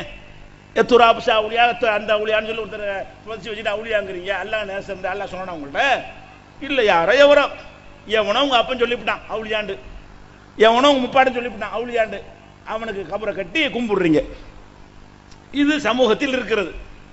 இது ஒரு பரக்கத்தான விஷயம் நினைக்கிறீங்க. அப்ப நம்ம என்ன செய்யணும்? இப்படி கபரு கட்டுறமே, இதை பத்தி குர்ஆன் என்ன சொல்லுது? கபரு கட்டுறமே, இதை பத்தி நபி என்ன சொல்றாங்க? நம்ம அப்பம் பாட்டின முன்ன பண்ண சொல்லியிருப்பானோ, நல்ல இருப்பான் கெட்டவன் இருப்பான், ஏதோ செய்தான் நுழைஞ்சு இது மாதிரி கெடுத்திருப்பான், அவனை யாருன்னு கண்டுபிடிக்க முடியல. உங்க நேரடி அப்பன்னு சொல்லியிருப்பான், உங்களுடைய கொள்ளு அப்பன்னு சொல்லியிருப்பான், அதுக்கு வந்து எவனோ சொல்லியிருப்பான், எவனோ ஒருத்தன் சொல்லியிருக்கான், அது நமக்கு தேவையில்லை. மெசேஜ் சரியான்னு பாருங்க. கபரு கட்டுறீங்கல்ல, நபிகள் நான் என்ன சொன்னாங்க? மரணிப்பதற்கு 5 நாளைக்கு முன்னாடி சொன்னாங்க, லஅனல்லாஹுல் யஹூத வன் நஸாரா இத்தஹது குபர் அன்பியாஹி மசாஜித். நபிமாருடைய கபர்களை எல்லாம் அடக்கத்தலங்களை எல்லாம் வணக்கத்தலங்களாக ஆக்கி விட்டார்களே, அவர்களை அல்லாஹ் நாசமாக்குவானாக. அப்ப நபிமார்களுடைய அடக்கத்தலங்களை கூட வணக்கஸ்தலங்களாக ஆக்கக்கூடாது நபி சொன்னது. 5 நாளைக்கு முன்னாடி, மரணிப்பதற்கு 5 நாளைக்கு முன்னாடி அவங்க செஞ்ச எச்சரிக்கை பாதுகாக்கப்பட்டு நம்ம கையில் இருக்கிறது. புகாரி, முஸ்லிம் போன்ற நூல்களில் இது ஆதாரப்பூர்வமாக பதிவு செய்யப்பட்டிருக்கிறது. தன்னுடைய மருமகனை கூப்பிடுறாங்க, அலி ரலியல்லாஹு அன்ஹு கூப்பிடுறாங்க. கூப்பிட்டு என்ன செய்யறாங்க? நீ போய் லாத்தத அலல் கபர முஸ்லிமன் இல்லா சவைத்தஹு, உயரமா இருக்கிற எல்லா கபரையும் இடிச்சிட்டு வா. எதெல்லாம் எங்க எல்லாம் சமாதியை கட்டி வச்சுக்கிறாங்களோ இடிச்சு தகர்த்துட்டு வா. அப்ப என்ன சொல்ல, நஹா ரசூலுல்லாஹி ஸல்லல்லாஹு அலைஹி வஸல்லம் ஐயு ஜஸ்ஸல் குபூர், சமாதிகள் பூசுவதை ரசூலுல்லாஹ் தடுத்தார்கள். ஐயுபுனல் குபூர், சமாதி கட்டுவதை தடுத்தார்கள். சமாதியை கட்டக்கூடாது, சமாதியை பூசக்கூடாது, சமாதிக்கு மேல ஒரு பில்டிங்கை வழிபாட்டு தரத்தை எழுப்பக்கூடாது. இதுகளெல்லாம் பாதுகாக்கப்பட்டு நம்ம கையில இருக்கும் போது உங்க அப்பன் பெருசா ரசூலுல்லாஹ் பெருசா? இதுதான் கேள்வி. உங்களுக்கு உங்க அப்பன் பாட்டன் பெருசா அல்லாஹ் பெருசா? அல்லாஹ்வுடைய தூதர் பெருசா? உங்க அப்பன் பாட்டன் சொல்ல கேட்டால சொர்க்கம் கொடுத்துருவானா? அப்ப நபி சொன்னதுக்கு மாத்தமாக தப்பாக நுழைச்சிருக்கிறாங்க. ரஹ்மத்துல்லாஹ் கூட சொல்லி காட்டினார், ஷியாக்களுடைய ஆதிக்கத்தினால இதெல்லாம் நுழைந்திருக்குன்னு சொன்னார். அதை இன்னும் உறுதிப்படுத்த ஒரு தகவல் சொன்னா உங்களுக்கு விளங்கிக்கிறோம். நம்ம தமிழ்நாட்டை பொறுத்த வரைக்கும் ஷியாக்களுடைய ஆதிக்கம் தான் ஜாஸ்தியா இருந்திருக்கு வெள்ளக்காரனுக்கு முன்னாடி. இப்ப இந்தியாவில் இப்ப சென்னை போன்ற நகரம் இருக்குல்ல, அதுல சிவப்பு விளக்கு, சுழல் விளக்கு வச்சுட்டு போவாங்க கார்ல. அந்த ரெட் லைட் போட்டுட்டு வந்தா எல்லாரும் நிப்பாட்டிடணும். டிராபிக் ரூல்ஸ் தான் அவருக்கு கிடையாது. ஆம்புலன்ஸுக்கு எப்படி விதி கிடையாதோ அந்த மாதிரி எல்லாத்தையும் அடைக்கிட்டு வரும் போக விடுவாங்க. சாலையில தனியான ஒரு அந்தஸ்து இருக்கிறது. அப்படியான அந்தஸ்து யாருக்கு இருக்கிறது? பிரதமருக்கு இருக்கிறது. அப்படியான அந்தஸ்து வந்து ஹைகோர்ட், சுப்ரீம் கோர்ட் நீதிபதிகள் இருக்கிறது. அது போக சென்னையில, தமிழ்நாட்டில் ஒரு ஆளுக்கு இருக்கிறது. யாருக்கு இருக்கிறது? அப்துல் அலி என்பவருக்கு இருக்கிறது. யாருக்கு இருக்கிறது? அப்துல் அலின்னு ஒரு ஆள் இருக்காருங்க. அவர் வந்து சேப்பு லைட்டு போகலாம். பிரதமருக்கு நிகராக, சுப்ரீம் கோர்ட் நீதிபதிக்கு நிகராக அவர் மாத்திரம் அந்த சென்னைக்குள்ள, சென்னை மட்டுமல்ல தமிழகத்தில் எங்க வந்தாலும் அவர் தடுக்க முடியாது. வேற எவனாவது போட்டா போலீஸ்காரன் பிடிச்சி அப்புறப்படுத்திடுவான். அவர் யார்? அப்துல் அலிங்கிறீங்களா? அவர் தான் ஆற்காடு இளவரசர். அவர் பேர் என்னது? ஆற்காடு இளவரசருங்க. இந்த ஆற்காடு இளவரசர் யாரு? உங்க பக்கத்தில் உள்ள ஆற்காடு இருக்குல்ல, அங்க ஒரு ராஜா இருந்து அவர் ஆட்சி பண்ணார். திருவண்ணாமலை, ஆற்காடு, சென்னை எல்லாம் அவருடைய கட்டுப்பாட்டில் இருந்தது. அவர் ஒரு ஷியா. ஆற்காடு இளவரசர் யாரு? அவர் ஒரு ஷியா. இந்த வெள்ளைக்காரனை எதிர்த்து எல்லாரும் போராட்டம் பண்ணோம்ல, அப்ப முஸ்லிம்கள் அதிகமா போராட்டம் பண்ணோம்ல, அதுல போராட்டம் பண்ணாத ஒரு முஸ்லிம் குரூப் யாருன்னு கேட்டா இந்த ஷியா குரூப். இந்த ஆற்காடு இளவரசர் பண்ணல. யாரெல்லாம் வெள்ளைக்காரனுக்கு எதிராக வந்து இருக்கிறான அவனெல்லாம் பிடிச்சி என்ன செய்ய தண்டிச்சார். அவர் யாரு? ஆற்காடு இளவரசர் சந்திச்சார். அப்ப வெள்ளைக்காரனுக்கு சுதந்திரம் கொடுக்கும் போது நம்முடைய அடிமை இருந்தான், சரியான அடிமையா இருந்தான். யாரு? இந்த ஆற்காடு இளவரசர் தான் நமக்கு சரியான அடிமையா இருந்தான் அப்படின்னு சொல்லி அவருக்கு இந்த அந்தஸ்தை கொடுக்கணும் எழுதி வச்சுட்டு போயிட்டான். சுதந்திரம் கொடுக்கும் போதே ஆற்காடு இளவரசருக்கும் அவருடைய பரம்பரையினருக்கும் இந்த விதி, சிறப்பு தகுதி, அந்தஸ்து கொடுக்கப்பட வேண்டும். எங்களுக்கு இவனை மாதிரி ஒரு அடிமையை யாரும் இருக்கவில்லை அப்படின்னு சொன்னதுனால பிரிட்டிஷாருடைய அக்ரிமெண்டின் அடிப்படையில் நம்ம நாட்டு சட்டத்தை கூட மாற்ற முடியாது. விளங்குதா? பிரிட்டிஷார் சுதந்திரம் கொடுக்கும் போதே கண்டிஷன் என்ன? எங்களுக்கு அடிமையாக இருந்த ஆட்களை எல்லாம் நீங்க கண்ணியப்படுத்தணும் அப்படின்ட்டாங்க. அந்த அடிப்படையில் ஆற்காடு இளவரசர் அப்துல் அலி இருக்காரு, அவர் இன்னைக்கும் என்ன செய்வார்? சுப்ரீம் கோர்ட் நீதிபதி மாதிரி போவார். எந்த சாலையில எங்கேயும் போகலாம். அவருக்கு அந்த சிறப்பு தகுதி கொடுத்து. அப்ப என்ன விஷயம்? இந்த ஆற்காடு இளவரசர் என்பவர் ஷியான்னு எல்லாரும் தெரியுமா இல்லையா? ஷியாவை பகிரங்கமான ஷியா வழிமுறையில் உள்ளவர் தானே. அப்ப அந்த மாதிரியான ஒரு ஷியா என்பவர் வந்து இந்த பகுதிக்கெல்லாம் இளவரசராக தமிழகத்திற்கு இருந்திருக்கிறார் என்று சொன்னால் அவர் எப்படி உங்களுக்கு மார்க்கத்தை தந்திருப்பாரு? அவர் தானே இஸ்லாம், அவர் இளவரசராகவும் இருக்காரு. வேற சமுதாய மக்களுக்கு என்னத்தை சொன்னாரோ தெரியல, உங்களுக்கு என்னத்தை சொல்லி இருப்பாரு? அவங்க கண்ட்ரோல்ல இருந்த பள்ளிவாசல்லாம் என்ன மாதிரி இமாம்கள் சொல்லி இருப்பாங்க.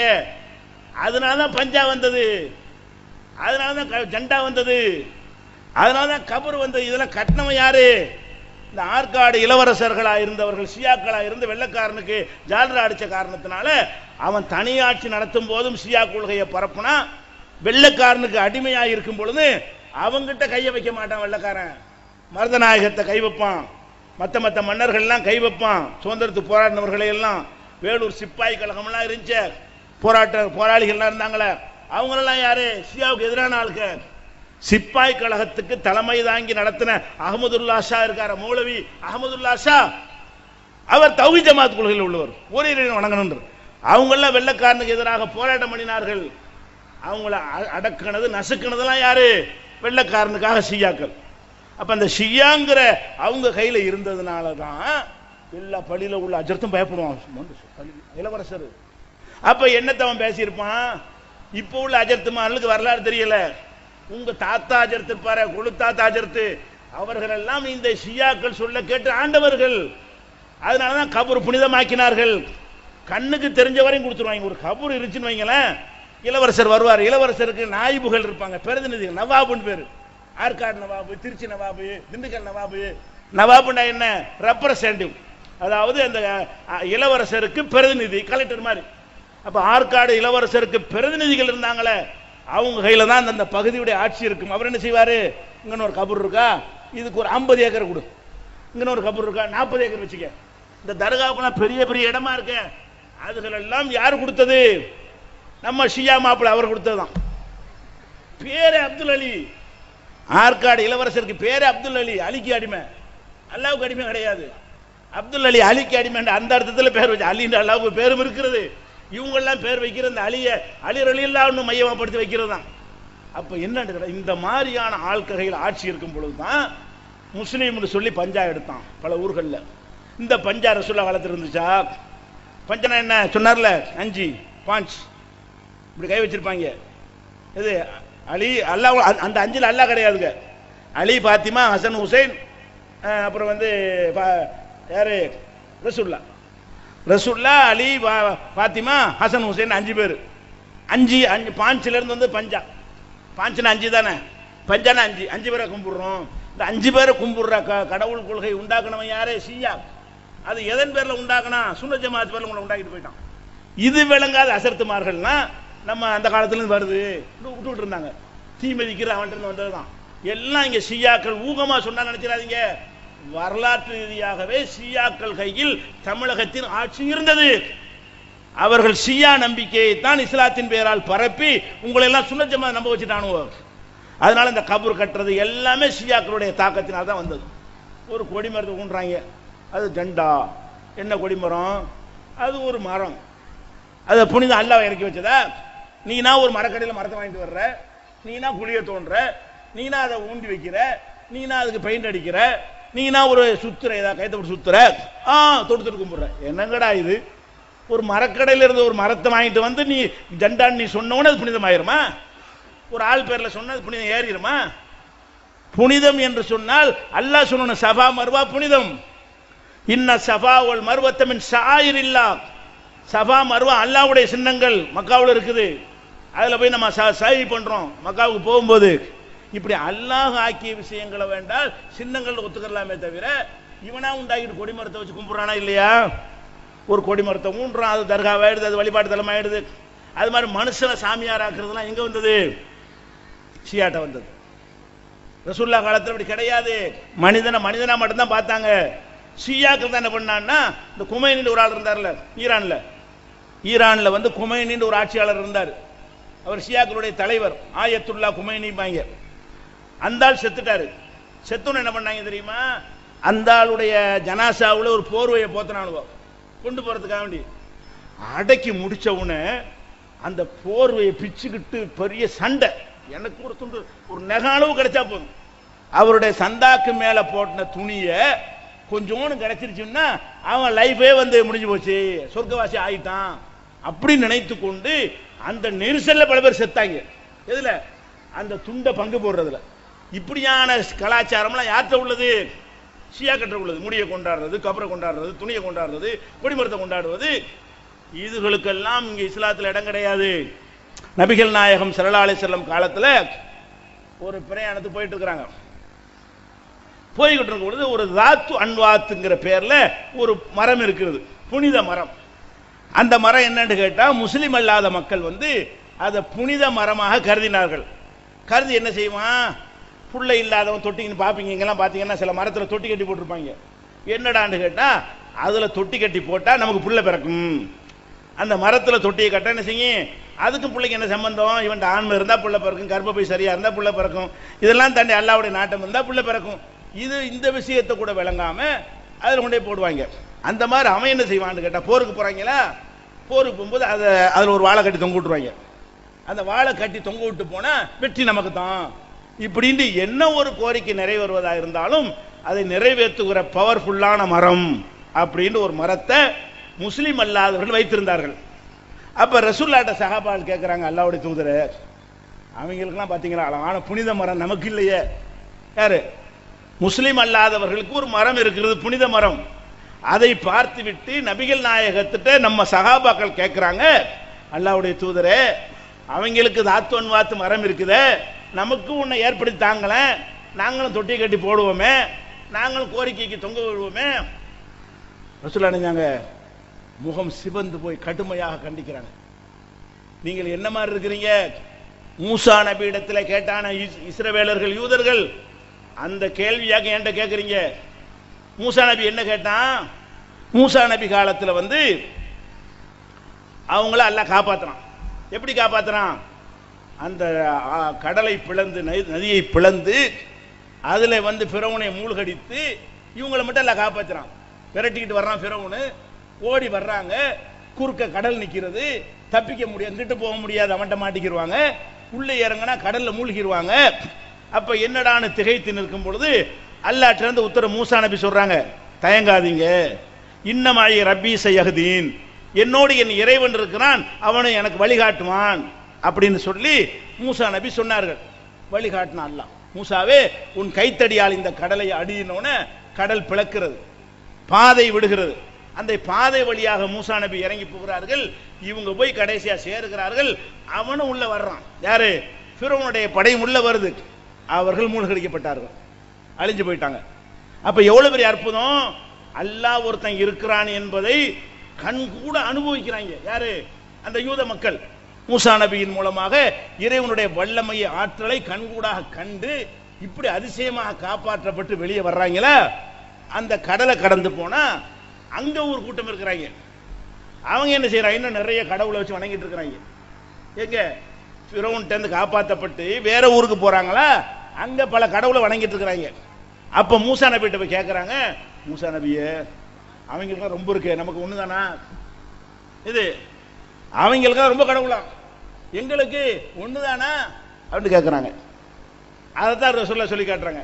இதுக்கு அதுக்கு என்னடா வித்தியாசம், அவன் தான் கேட்டான். எதிர் சில விஷயங்கள் ரொம்ப இருக்கலாம், அவ்வளவுதான், ரூபா அவனுக்கு 1000 எனக்கு 10,000 சொல்லலாம், அவனுக்கு கூட ஒரு அப்ப எனக்கு மட்டும் 2 அப்ப நடக்கலாமா. சில விஷயம் ஒண்ணுதானங்க இருக்குன்னு, எனக்கு தான் காசு ரொம்ப இருக்கலாம், ட்ரெஸ் ரொம்ப வச்சுக்கலாம், அவளுக்கு மட்டும் என்ன கம்மி, எனக்கு மட்டும் ரொம்ப கேட்கலாமே. இதுல அப்பன்னு கேட்பீங்களா யாராச்சும், அவனுக்கு மட்டும் 4 அப்பன் எனக்கு ஒரு அப்பன் தானா கேட்க முடியுமா. ஒரு அப்பன் தான் இருக்கணும், அதான் பெருமை. 4 அப்பன் இருந்தா பெருமை இல்லது, கேவலம், இழிவு, அவமானம். இறைவன் ஒருத்தன் இருக்கணும். அகில உலகத்துக்கும் ஒரு இறைவன் இருக்கணும். அவனுக்கு நிறைய, உனக்கு ரொம்ப நிறைய கம்மின்னு பேசுற விஷயமா இது. உனக்கு பவர்ஃபுல்லான ஒரு இறைவன் அதை காட்டியிருக்கிறான். கடலை பிளந்து அதிசயமான முறையில் காப்பாற்றி காட்டி இருக்கிறான். அந்த வல்லமையை பார்த்த பிறகு இந்த குருட்டு பயலுவ என்ன சொல்றாங்கன்னு கேட்டா, இது மாதிரி வேணுங்கிறாங்க, அவங்களுக்கு இருக்கிற மாதிரி எங்களுக்கு வேணுங்கிறாங்க. அதைத்தான் ரசூலுல்லாஹ் கேட்கிறாங்க, ஏண்டா அதுக்கு இதுக்கு என்னடா வித்தியாசம், அவன் கேட்ட மாதிரி நீங்க கேட்கிறீடா, நமக்கு இந்த மரம் அல்லாஹ் இருக்கிறான்டா, அல்லாஹ்வை நம்பி போய்கிட்டே இருப்பியா, அவனுக்கு இருக்கிற மாதிரி மரம் எனக்கே இல்லைங்கிற. அப்ப இந்த ஜெண்டா சரியான யோசிச்சு பாருங்க, இந்த ஜெண்டா மரம் சரியா, எங்க இருந்து அடிச்ச நீ, இந்த கொடி மரத்தை கும்பிடுறது யாருடைய கலாச்சாரம், ரசூலுல்லாஹ்ட்ட கேட்டு மறுத்த விஷயம், ரசூலுல்லாஹ்விடத்துல கோரிக்கை வைக்கப்பட்டு நிராகரித்த விஷயம். அந்த விஷயத்தை இஸ்லாத்தின் பெயரால் செய்றீங்களே, அதை அப்புறப்படுத்த வேண்டியதா இருக்க வேண்டியதா. அப்ப தர்கா, கொடிமரம், தாயத்து, தட்டு, இதெல்லாம் எது தடுக்கப்பட்டது. ரசூலுல்லாஹ் சொன்னாங்க, மன் தஅல்லக தமீமத்தன் ஃபகத் அஷ்ரக், யார் ஒருத்தன் தாயத்தை தொங்க விட்டானோ அவன் அல்லாஹ்வுக்கு இணையாக்கி விட்டான். அல்லாஹ் எப்படி குணமாக்குவானோ அந்த மாதிரி அந்த தாயத்தும் குணமாக்கும். அல்லாஹ் எப்படி பவர்ஃபுல்லான தன்னுடைய வல்லமையை பயன்படுத்தி நமக்கு நோய் நிவாரணம் தருவானோ அதே மாதிரி பவர் இந்த நூலுக்கு இருக்குது, கயிறுக்கு இருக்கு நினைத்தால் அல்லாஹ்வுக்கு ஷிர்க் ஆக்கிட்ட, இணை கற்பிச்சுட்ட அப்படின்னு கண்டிச்சாங்களே. எல்லா சுன்ன ஜமாத்தையெல்லாம் இடுப்பெல்லாம் பாருங்க, எல்லாரும் போட்டிருப்பாங்க. சுன்ன ஜமாத்துக்காரன் இடுப்பை பாருங்க, தோலை பாருங்க, என்ன செஞ்சிருப்பான்? கயிறு கட்டியிருப்பான், தாயத்து போட்டிருப்பான். இது இது சரியான மார்க்கமா? இது அப்பம் பாட்டம் கரெக்டானது கொண்டு வந்து தந்திருக்கானா, மாத்தமா தந்திருக்கிறானா? நபி சொன்னது என்ன, நீ செஞ்சிட்டு இருப்பது என்ன? அது மாதிரி தட்டை எழுதிட்டு கரைச்சி ஃபிரம் பண்ணி போட்டிருப்பாங்க. பணக்காரன் ஆகுவதற்கு இதை வாங்கி மாட்டிக்கிறங்க. அஜத் வருவார், வியாபாரமே சரியில்லை, இவர் பெரிய பில்கேட்ஸ் பாருங்க, இவர்கிட்ட போய் கேட்குறாங்க. இவரே 1,000 ரூபாய் பார்த்து வந்துட்டு இருக்கிறாரு. வியாபாரம் சரியில்லைன்னா அதுக்குரிய நிபுணர்கிட்ட போய் கேளு, தொழிலுக்கு வழிகாட்டக்கூடியவன்ட்டு போய் கேளு. இவங்க என்ன செய்யணும்? அஜத்து வியாபாரமே சரியில்லை, அப்படியா, இந்தா இதை கொண்டே மாட்டு. அவருக்கு வியாபாரம் தெரியாது, இப்ப இதை கொண்டே மாட்டிக்க, மாட்டினோட பிச்சுக்கிட்டு போவோங்கிறான். அதை கொண்டா நீ மாட்டுற. உனக்கு மாட்டி தந்த அவன் பணக்காரனா போனானா? முதல்ல அந்த அஜத்து கோடீஸ்வரனா இருக்கிறானா? உனக்கு தந்த தகட்டை அவன் வீட்டில் மாட்ட வேண்டியதானே? உனக்கு சம்பளம் கொடுக்குறான் அவன் ஆக வேண்டியதானே? அவன் 1,000 ரூபாய்க்கு 2,000 ரூபாய்க்கும் பாத்தியா வரான், நல்லா தெரிஞ்சிட்டு இருக்கும்போது அவன்கிட்ட போய் நீ கேட்குற, அது ஃப்ரேம் பண்ணி மாட்டி வைக்கிற. அப்போ இது என்ன மார்க்கம்? இது இப்படி சொல்ல சொன்னாங்களா? பணக்காரன் இப்படியான வழி இருக்கா? உழைக்கணும், அல்ல நான் உழைச்சா கூட கன்ஃபார்ம் கிடையாது. உழைக்காதவனுக்கு எல்லாம் கூட கொடுப்பான், உழைச்சவனுக்கு கம்மியாக கொடுப்பான், படித்தவனுக்கு கம்மியாக கொடுப்பான், படிக்காதவனுக்கு கூட கொடுப்பான். அப்படிதான் உலகத்தில் பார்க்குறோம். ரிசுக்கு வந்து அவன் லிமை யசாவு யக்தீர், அல்லாஹு யப்சுத்து ரிஸ்க லிமை யசாவு யக்தீர். நாடுனா கூட கொடுப்பான், நாடுனா கம்மியாக கொடுப்பான். எனக்கு நாடிட்டா ரொம்ப தந்துடுவான், நாடுல கம்மியாகி போடுவான். இது அவனுடைய தனிப்பட்ட ரைட், அவ்வளவுதான். துவா செய்யலாமே தவிர உழைக்கலாமே தவிர இந்த மாதிரி வழியெல்லாம் யார் சொல்லி தந்தா உங்களுக்கு? இந்த மாதிரி ஏமாத்திக்கிட்டு தாயத்து வைத்த வழி உடம்பு சரியில்லைன்னு போனால் அஜத்துட்டு போற. அவர் என்ன செய்யறாரு? என்ன செய்யலாம்? இதை இந்த மருந்து டாக்டர் பார்ப்பான்னு சொல்லணும். வைத்த வழின்னு போனால் அவர் என்ன சொல்லணும்? மருத்துவம் பாரு. ரசூல்லா என்ன செஞ்சாங்க? ததாவோ, மருத்துவம் செய்யுங்கள். இன்னலி குள்ளி தாயின் தவாவுன், ஒவ்வொரு நோய்க்கு மருந்து இருக்கிறது. இது ரசூல்லா சொன்னது. அஜர்த்து என்ன சொல்லணும்? வைத்த வழின்னு தெரியாம போனாங்கன்னா மருத்துவம் செய்ப்பா. அதுக்கு மேல என்ன செய்யலாம்? இன்னென்ன விஷயங்களை நீ ஓதிக்கிறங்க, அல்லாஹ்ட்ட துஆ செஞ்சீங்கன்னா இந்த மாதிரி அல்லாஹ் அதுஹிபுல் பாஸ் ரப்பன்னாஸ் அல்லாஹு மஷ்பி அந்த ஷாஃபி லா ஷிஃபா இல்லா ஷிஃபாவுக்கன் ரசூல்லா ஓதி இருக்கிறாங்க. நீங்கள் அதை ஓதுங்க, ஓதி அல்லாஹ்ட்ட துஆ செய்யுங்க, இறைவா குணமாக்கு, உன்னை தவிர யார் குணமாக்குறா அப்படிங்கிற கருத்துப்பட இந்த பிரார்த்தனை செய்யுங்க. இப்படி சொல்லணும். அவர் என்ன செய்யறாரு? தண்ணி எடுத்து வச்சுக்கிட்டு 7 பிசாசு தெரியுதான். வைத்த வழின்னு போனா அதுக்கு வைத்தியெல்லாம் பார்க்க கூடாதான். தண்ணியில என்ன தெரியுதான்? 7 பிசாசு உனக்கு இருக்குது, 7 பேய் பிடிச்சிருக்கிறது, இந்த தண்ணியில தெரிகிறது. அதுக்கு 15 நாளைக்கு தட்டு எழுதி தருவேன், 25 நாளைக்கு அது பண்ணுவேன், பெரிய தாயத்தை ஒன்று தருவேன், இவ்வளோ ரூபா பீஸை கொடுத்துட்டு வாங்கிட்டு போகணும்னு சொன்னா இது என்ன அயோக்கியத்தனம்? இப்படி ரசூல்லா எப்ப செஞ்சாங்களா? இது பிற மதத்தவர்கள் மதத்தின் பேரால் ஏமாத்துறதுக்கு செய்யறாங்கன்னா நீ எதுக்கு அதை செய்யற? உனக்கு காப்பி அடிச்சு உன தப்பான வழியை காட்டிருக்கான்னு விளங்கலையா? இது எப்படி நம்புற? பேயின்னு ஒன்று இருக்கா மார்க்கத்தில்? பேய் பிடித்தல் ஒன்று இருக்குதா? கிறுக்கு தான் இருக்கு, கிறுக்கு தான் பேய்ங்கிறாங்க. பேயின்ற ஒன்று கிடையாது. மரணித்து விட்டால் எல்லா ஆன்மாக்களும் அல்லாஹ்வுடைய கையில. தப்பிச்சு வந்துடுவீங்களா நீங்க? முன்கர் நக்கீர்டன் தப்பிச்சு வெளியே வந்தாராம் அவரு.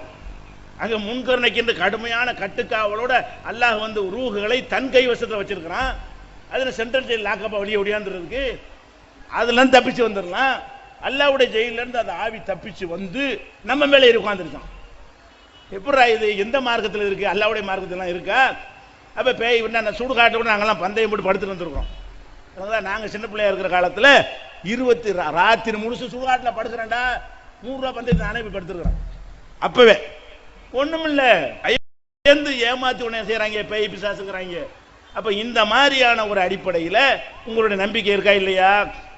ஒரு கல்யாணம் காட்சி பண்ண போறீங்க, அஜத்துல போய் அஜத்து எந்த நாள்ல வச்சுக்கலாம், எந்த நாள் வசதியா வச்சுட்டு போ, பள்ளிக்கூடம் லீவ் விடுறாங்க, சொந்தக்காரங்க வருவாங்க, அப்படி வை.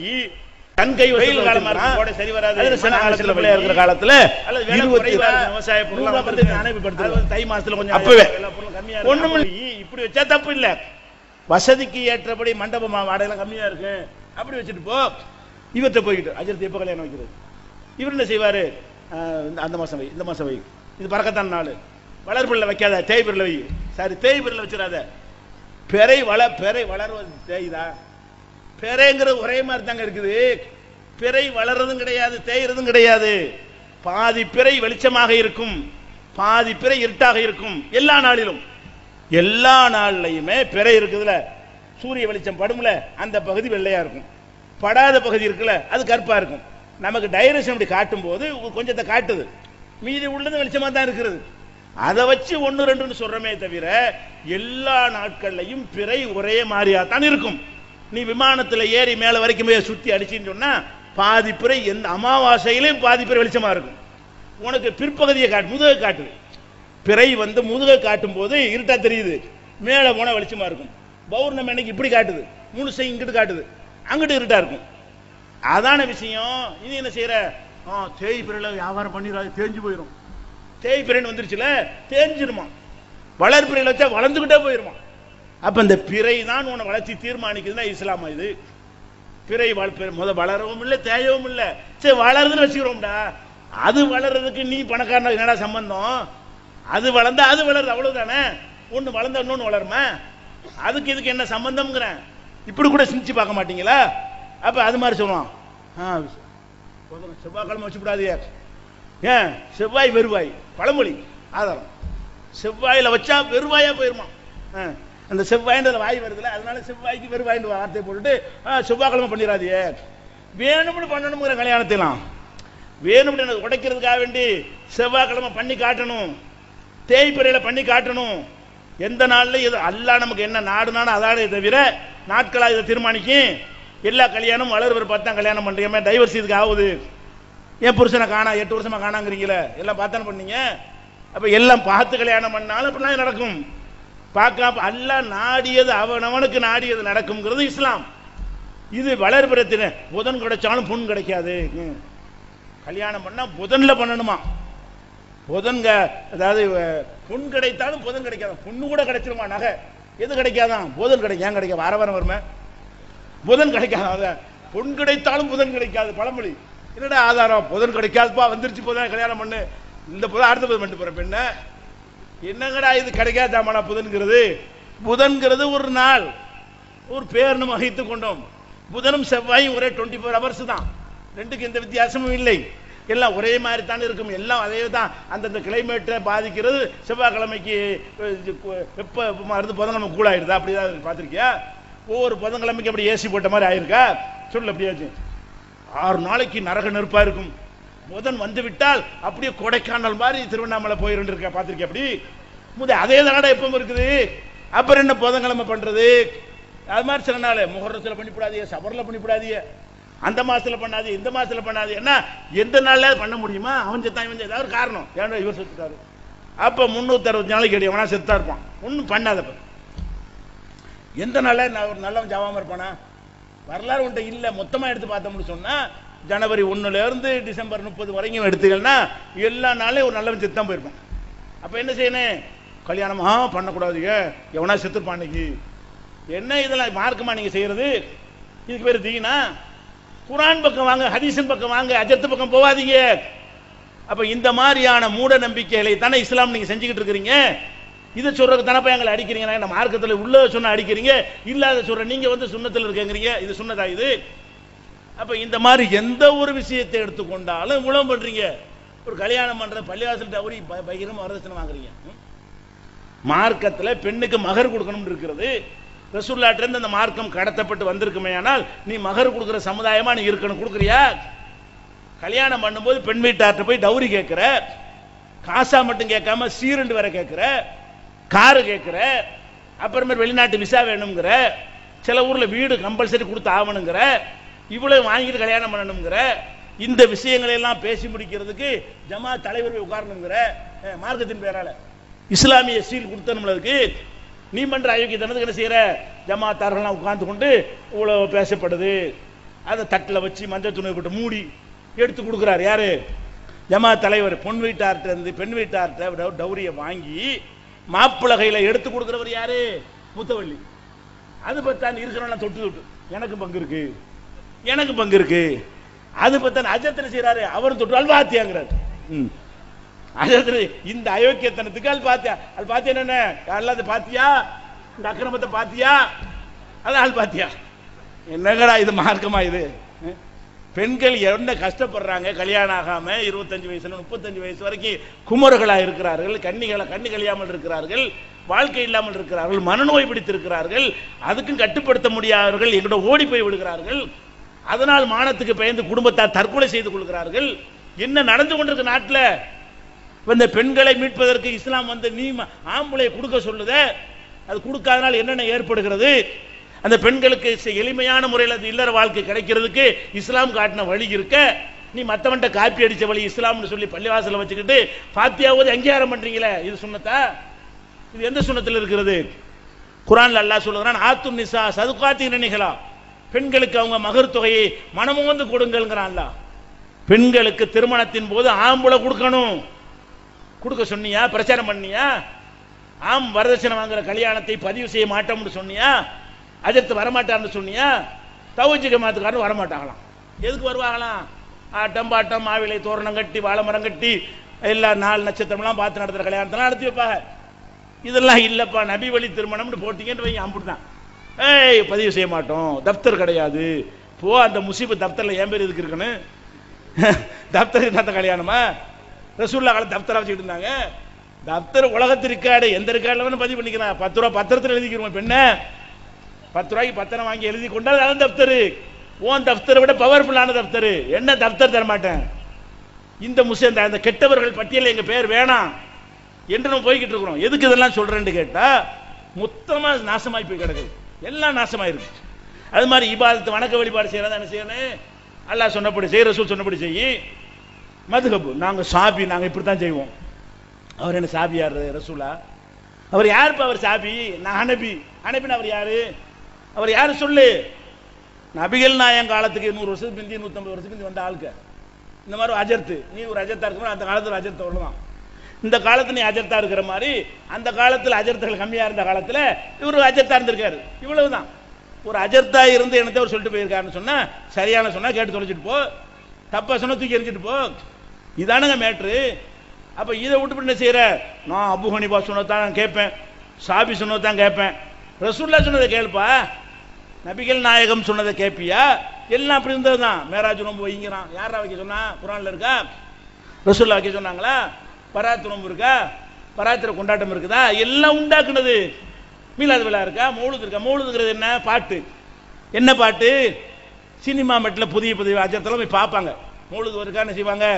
எல்லா ரகசியமா தலப்பா கட்டிக்கிட்டு முக்காடு போட்டுக்கிட்டு தியேட்டர்ல போய் உட்காந்துக்கிட்டு அந்த படத்தை பார்த்து மெட்டை நல்லா உருகி உருகி என்ன செய்யறது, உரு போட்டு பார்த்துட்டு வந்து மௌலூதுல ஃபிட் பண்ணுவாங்க. அப்படியே புது பாட்டு மெட்டில் போய் ஓதுவாங்க. அவன் சினிமா பார்த்துட்டு அந்த மெட்டை ராகத்தை அப்படி காப்பி அடிச்சுட்டு வந்து யா நபி ஸல்லல்லாஹு அலைஹி வஸல்லம் சேர்த்து ஓதுனா அது உங்களுக்கு இபாதத்தா? அது வணக்கமா? சும்மா ஓதிட்டு போறான், வணக்கம்னு சும்மா பண்ணிட்டு போக வேண்டியதானே? காசு கேட்கறான். மௌலூது ஒரு காசு. அப்ப காசுக்கு மௌலூது இப்போ 1 2 இல்லைங்க, சுபு வரைக்கும் சொல்லிட்டு இருக்கலாம். சொல்லுங்களா? அவ்வளவு இருக்குது. நீங்கள் பல ஊர்களுக்கு செல்ல வேண்டிய ஆட்கள் இருப்பீங்க. சுருக்கமா சொல்லுவதாக இருந்தால், அல்லாஹ் சொன்னானான்னு பாருங்க, மார்க்கத்தில் செய்யுங்க. நபிகள் நாயகம் சொன்னாங்களான்னு பாருங்க, செய்யுங்க.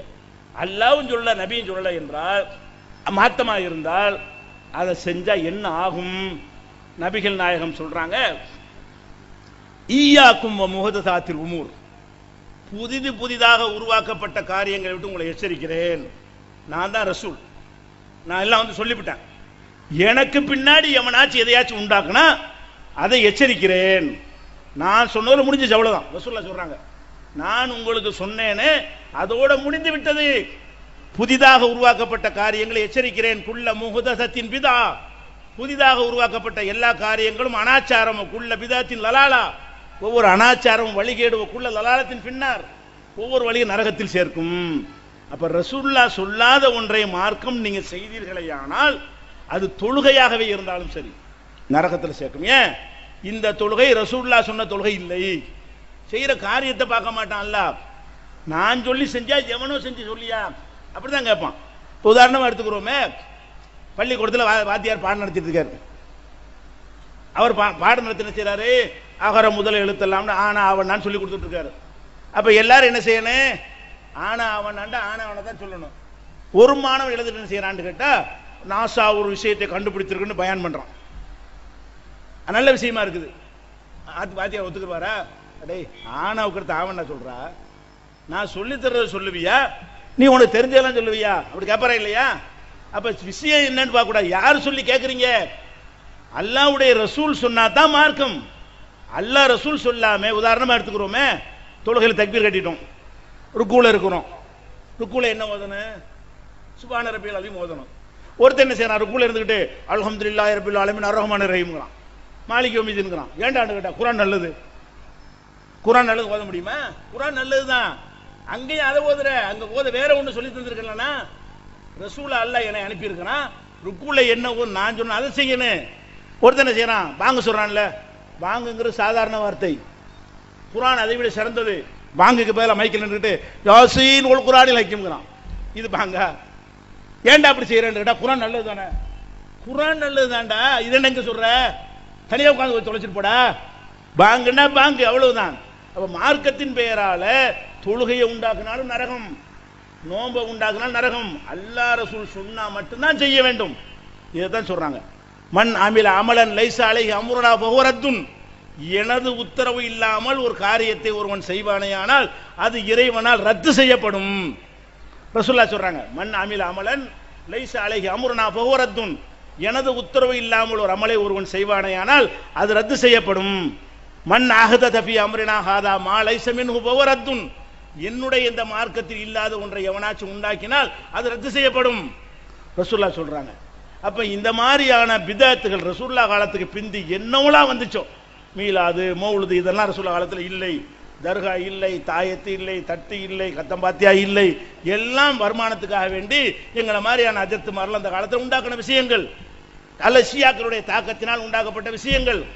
இதுகளை எல்லாம் விட்டு ஒழித்து விட்டு எதன் பக்கம் வரணும்? முகமது ரசூலுல்லாஹ் களிமா சொல்ற, அது கிளிப்புள்ளை களிமாவா இருக்கக்கூடாது. கிளி இருக்கல, பழக்கின கிளி, அதை ட்ரைனிங் கொடுத்தா முகமது ரசூலுல்லாஹ் சொல்லும்ல. முஸ்லிம்கள் யாருமா அது?